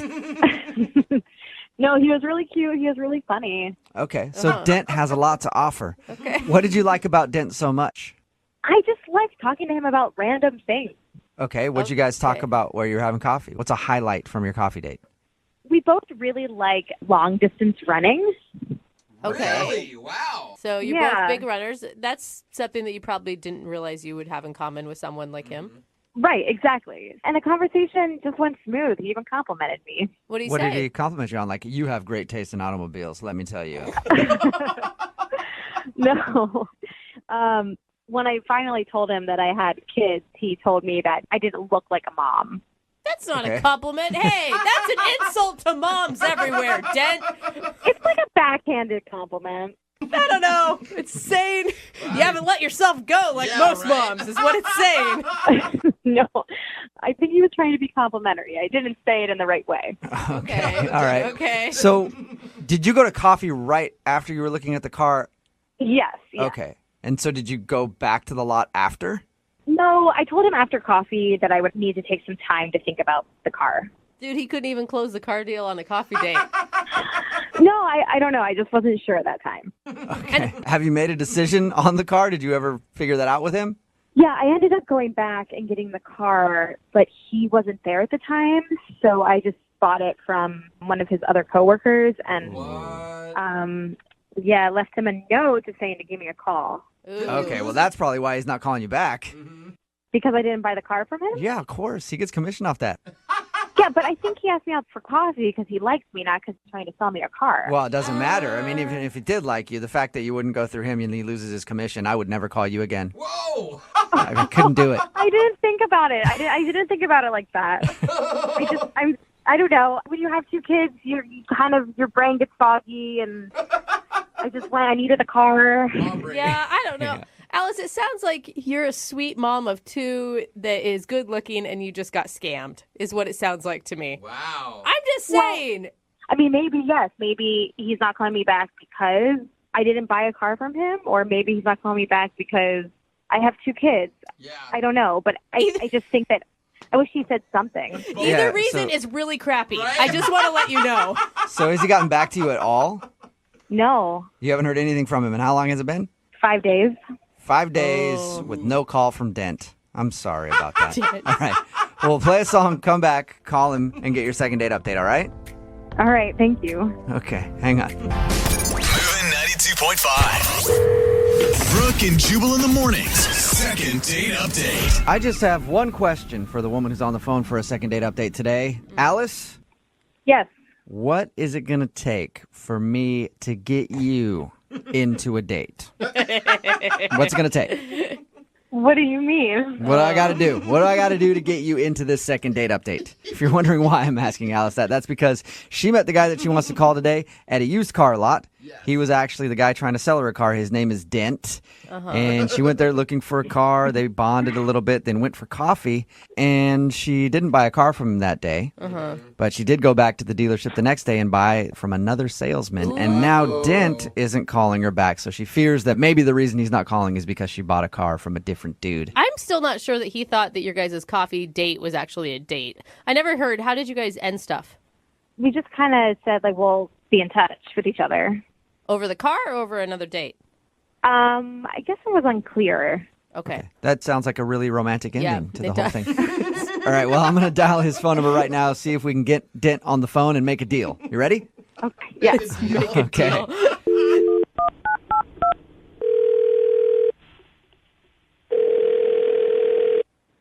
Hello?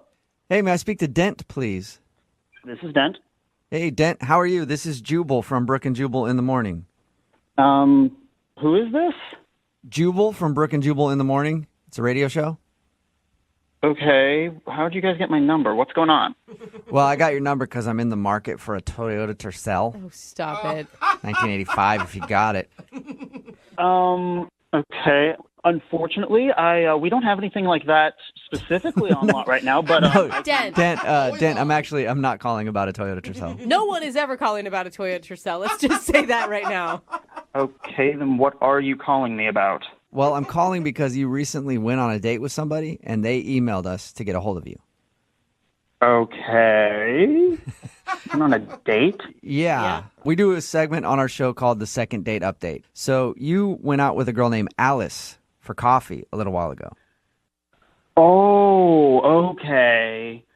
Okay, I think I know what you guys are talking about. Okay. Okay, good. So you know Alice and you remember Alice. Yeah, I think so. If I'm thinking of the right person, yeah, I remember her. She's the one that wanted to buy a car from you, but then didn't buy a car from you? Yeah, how could I forget that? It sounds like you're not happy about that. Well, I am a car salesman, and we talked about buying a car, and then she didn't buy a car, so, yeah.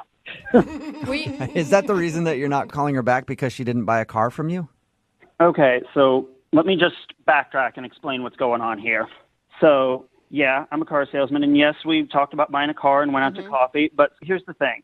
I'm one of the best car salesmen on the lot, and then there's also, like, I'll call him my rival, but actually he's not really like my arch rival anything. He's like one of my best friends. We're like total bros. And kid you not, we seriously go 1-2 every month back and forth with deals and commissions and sales, yada, yada, yada, yada. It sounds like an exciting relationship you guys have. He's like, yeah, he's my best friend. It's always fun to like bounce back and forth and be like, ha ha, beat ya. Okay. And what does he have to do with any of this? So the guy she went and got the car from, after I set everything up, and was like, yes, going to get this sale in, she bought it from him. Oh, so you're pissed because she gave that dude a sale over you. I mean, it wasn't even that. That car sale is what put him over the month, and then so I ended up losing the month to him. Oh, that sucks. And on top of everything, he gets this big bonus that I've been so close to getting every month. So yeah, he walks away with my bonus, gets the deal, and he's constantly rubbing this in my face and won't let it go. Wait, no. Can we all pause for a second? I mean, yeah, that sucks for work, but romantically, you didn't like the girl? Like, I don't get why that has anything to do with her. She didn't know any of that. I never said I liked her romantically, though. Oh. Well, she feels different. She thought that you were into her. Look, I wasn't romantically interested. I'm gay. What? Oh. Whoa. Well, doesn't that change everything? That came out of nowhere. Yeah. Why didn't we just Apparently, start there? nobody picked up on that, and she obviously didn't pick up on that. Yeah, so like, sorry if that like didn't get communicated, but yeah, it was like no intention to her. Really nice girl and everything, but yeah, there's no way that's gonna work out. Hey, you know who'd be really surprised to hear that? It's Alice, and she's actually on the other line listening right now and wants to talk to you. What are you talking about? She's on the phone? Yes, she is. Alice, you there? Hi. Hey, Dent is gay, if you didn't hear that. Yeah. Didn't really get that vibe from you when you asked me out for coffee and were flirting with me, but I guess that makes me feel better. I don't know. Yeah, sorry about that. I mean, like, no offense to you, it's just, yeah. Yeah, and I don't, maybe there were signs and I didn't pick up on them, but. I mean, I would hope so. It was like, I talked about my partner half the time. I thought you were talking about your business partner. No, talking about my husband. Oh my God. Dude, you really weren't trying to pick up on her, Jen. No. I still thought like maybe you were like, well, still leading her on just for the sale. But if you're talking about your partner half the time.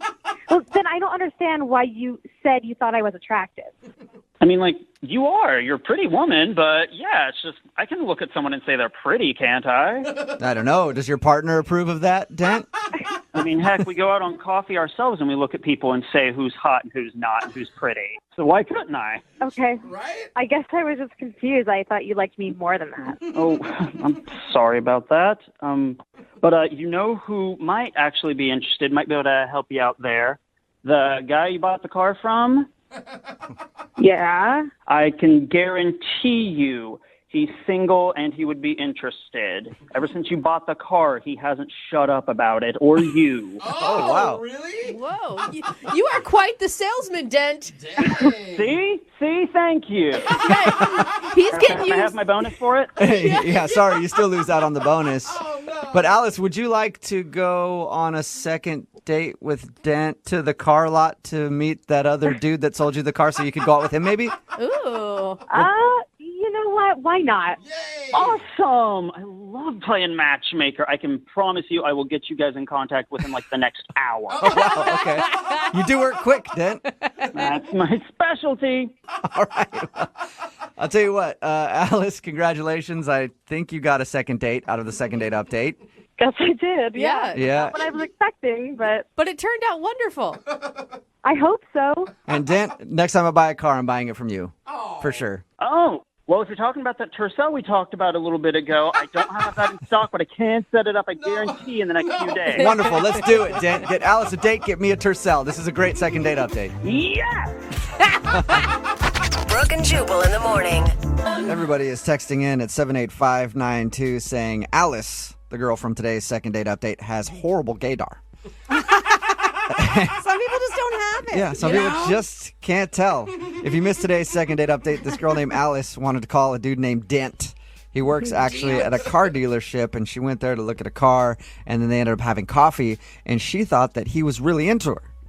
Yeah. And then he stopped calling her back. Well, we found out that one reason that he was kind of upset was because she didn't buy the car from him that day. She came back and bought it like the day after from his rival. Which is like not even rival or not, that's a slap in the face for anybody making commission. Yeah. Oh, yeah. Come on, I do all the work and you give it to him, right? So she bought it from somebody else, and that's like his friend, but they always go back and forth like, I got the bonus this month and you didn't. Yeah. So he ended up getting his bonus and Dent didn't get his. But also, Dent's gay.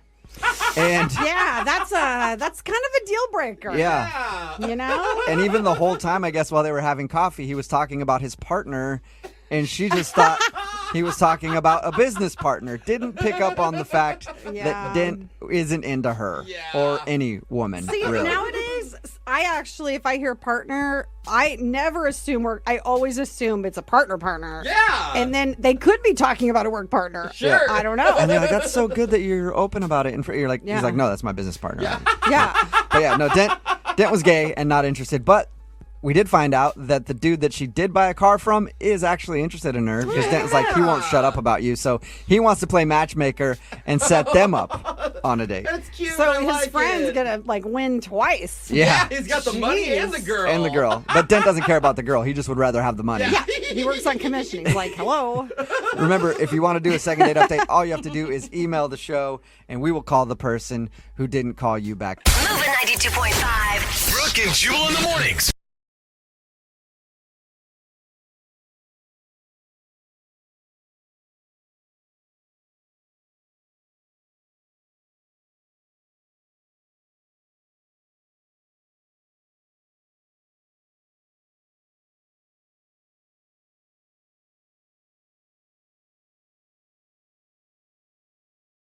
Moving 92.5. Brooke and Jubal's second date update. If there's two things women love, it's fast cars and loose men. Oh, I'm Or is it yes. loose cars and fast men? That's it. I'm not sure which one it is, but I do know that women love men and cars. And so does Cliff, who's on the phone right now, because Cliff took the girl that he wants us to call today in a second date update out on a very interesting date. He called it a car hopping date. What? What is that? Cliff, how are you? Hey guys, how are you? Good. Now, which one are you? Are you a loose car or a fast man? I'm a fast car loose man. Oh, okay. So your email explained the date that you took this girl on. It's really interesting. Yeah, I wanted to do something, sort of unique. And I said, why not go car hopping? Do you mean like you go to dealers and you just test drive cars, or you're like? Yeah. I mean, pretty much we go to like a dealership and, like Mercedes and Lexus, really nice cars. I'm like, hey, we're looking at buying a car and we want to test drive it. And it was a fun way to get to know each other, test driving cars that you normally wouldn't drive. Yeah. It sounds like a cool date. Has this something you've done before? No, it's something that I kind of came up with. All right, let me ask Brooke, because like from a dude's perspective, it'd be awesome to just drive a bunch of cars that I never got to see the inside of.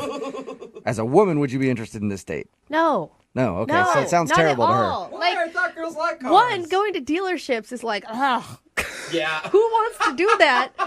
And two, then having some dude go on some weird power trip thing when you like to drive fast cars. Like, the whole thing is too much testosterone for my taste. No, it's not like that at all. I mean, it's not like we're going out to test drive a Honda Civic or some car and then talk about the safety features, or a minivan. Like, hey, can this fit 7 people? We're like, we're test driving very nice cars, convertibles, Yeah, but how much conversation and sexy can you have with a car salesman in the car with you? Well, they don't always go with you. Some of the nicer car dealerships let you go on your own. Yeah. So, it's not like you have the third wheel. They're sitting, the guy's trying to listen to your game. What's going on? Yeah. That's true. Anytime I've gone to look at a car with somebody else, they're usually like, you two can go ahead and take it, and I'll just be here when you get back. That's good. Kind of thing. Yeah, and I understand if you go into a dealership and you're sitting there crunching numbers and so on. We were just test driving the car, and we'd like, all right, well, thank you. Didn't really like the car, and go to the next dealership. You're just wasting the salesman's time instead. Yeah, which is fine to do because they waste a lot of people's time. So wasting a car salesman time, I'm all for it. Before we get into more about your car hopping date, where did you meet this girl? I met Heather actually at a singles mixer, speed dating sort of thing. Speed dating. And she wrote my number down. I wrote her number down, and we had a connection. Okay. And while you guys were out test driving a bunch of cars, how did everything seem to go? Did she seem to really have a good time? Yeah, absolutely.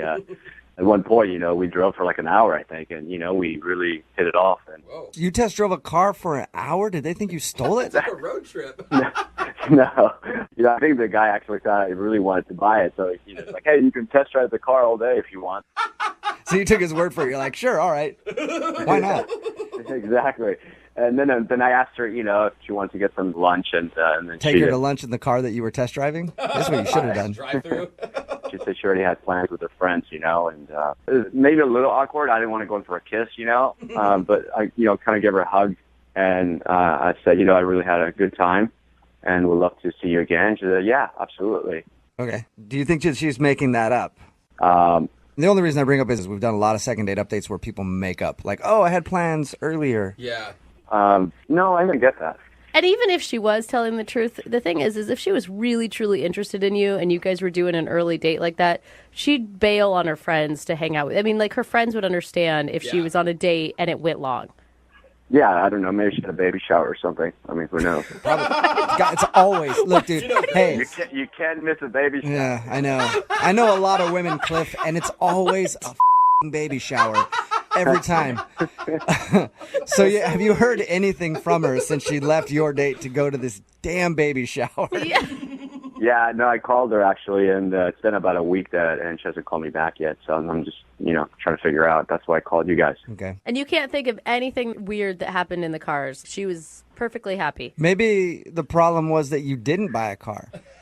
And you should have gone back to the dealer and said, hey, I'm going to let the missus wait in the waiting room while men go crunch some numbers. You hang out there and maybe we'll get some dinner in my new sedan later. That could have been it. Could have been. Oh, that sounds awful. Yeah. All right, well, we'll play a song, come back, call her, and get your second date update, okay? Got it. Thank you, guys. Yeah, man. Hang on. Moving 92.5. Brooke and Jubal in the mornings. Second date update. We're in the middle of a second date update, and if you're just joining us, Cliff is on the phone, and today he wants to call a girl named Heather to find out why she's not calling him back. Cliff took her on a very interesting and creative date that we haven't heard of before. He took her out to test drive cars. It sounds a lot more boring than it is, I think. The whole idea was you get to test drive a bunch of cars that you normally wouldn't drive. You have some fun conversation and everything else. But here's where I think you messed up, Cliff. Okay. Okay, it sounds fun, but I don't think you made it fun enough. You needed to make it a little more exciting. You get in the car to test drive it, and then you take the car off a jump. You know what I mean? Find a jump somewhere and jump that car. Or, hey, there's train tracks everywhere. Race a train. Drive that car up to the top of a mountain, then drive it down to show her what it can really do. Live on the edge. Show her just how precious life is. Yeah. You know? And then there's a chance that she'll realize she's not going to be on this earth for a long time, and she might spend the night with you. That's what you should have done. Oh, boy. Yeah. That was the plan. Yeah. Hey, since she's not calling you back, are you kind of rethinking that whole car idea? Maybe you should have stuck to something more traditional, like, I don't know, say cocktails? Maybe a nice lunch, a brunch or something. Yeah, would have been better, I think. Could have combined them both, cocktails and test drives. No, that's... Hop in the car with a margarita. Yeah, very illegal. All right. I'm going to dial her phone number right now and find out the reason she's not calling you back. You ready to go? Okay, yes, absolutely. All right, here we go. I'm going to dial her phone number right now. But we're going to do it intense. Do not play this. Yeah. This is an intense second date update. All right.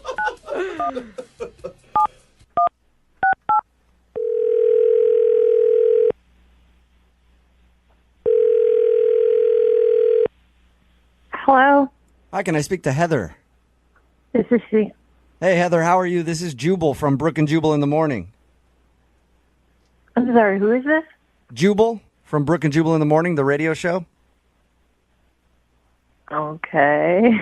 I'm calling you because we recently got an email about you from a dude that you went on a date with, and for some reason you're not calling him back, and he asked if we could get you on the phone and find out why. Who are we talking about? His name is Cliff.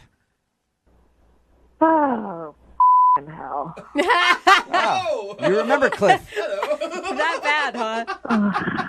I never want to talk to that guy again. Why? Because he is the sketchiest, creepiest. I can't even. Was it just the weirdness of the date or the weirdness of the person you were on the date with?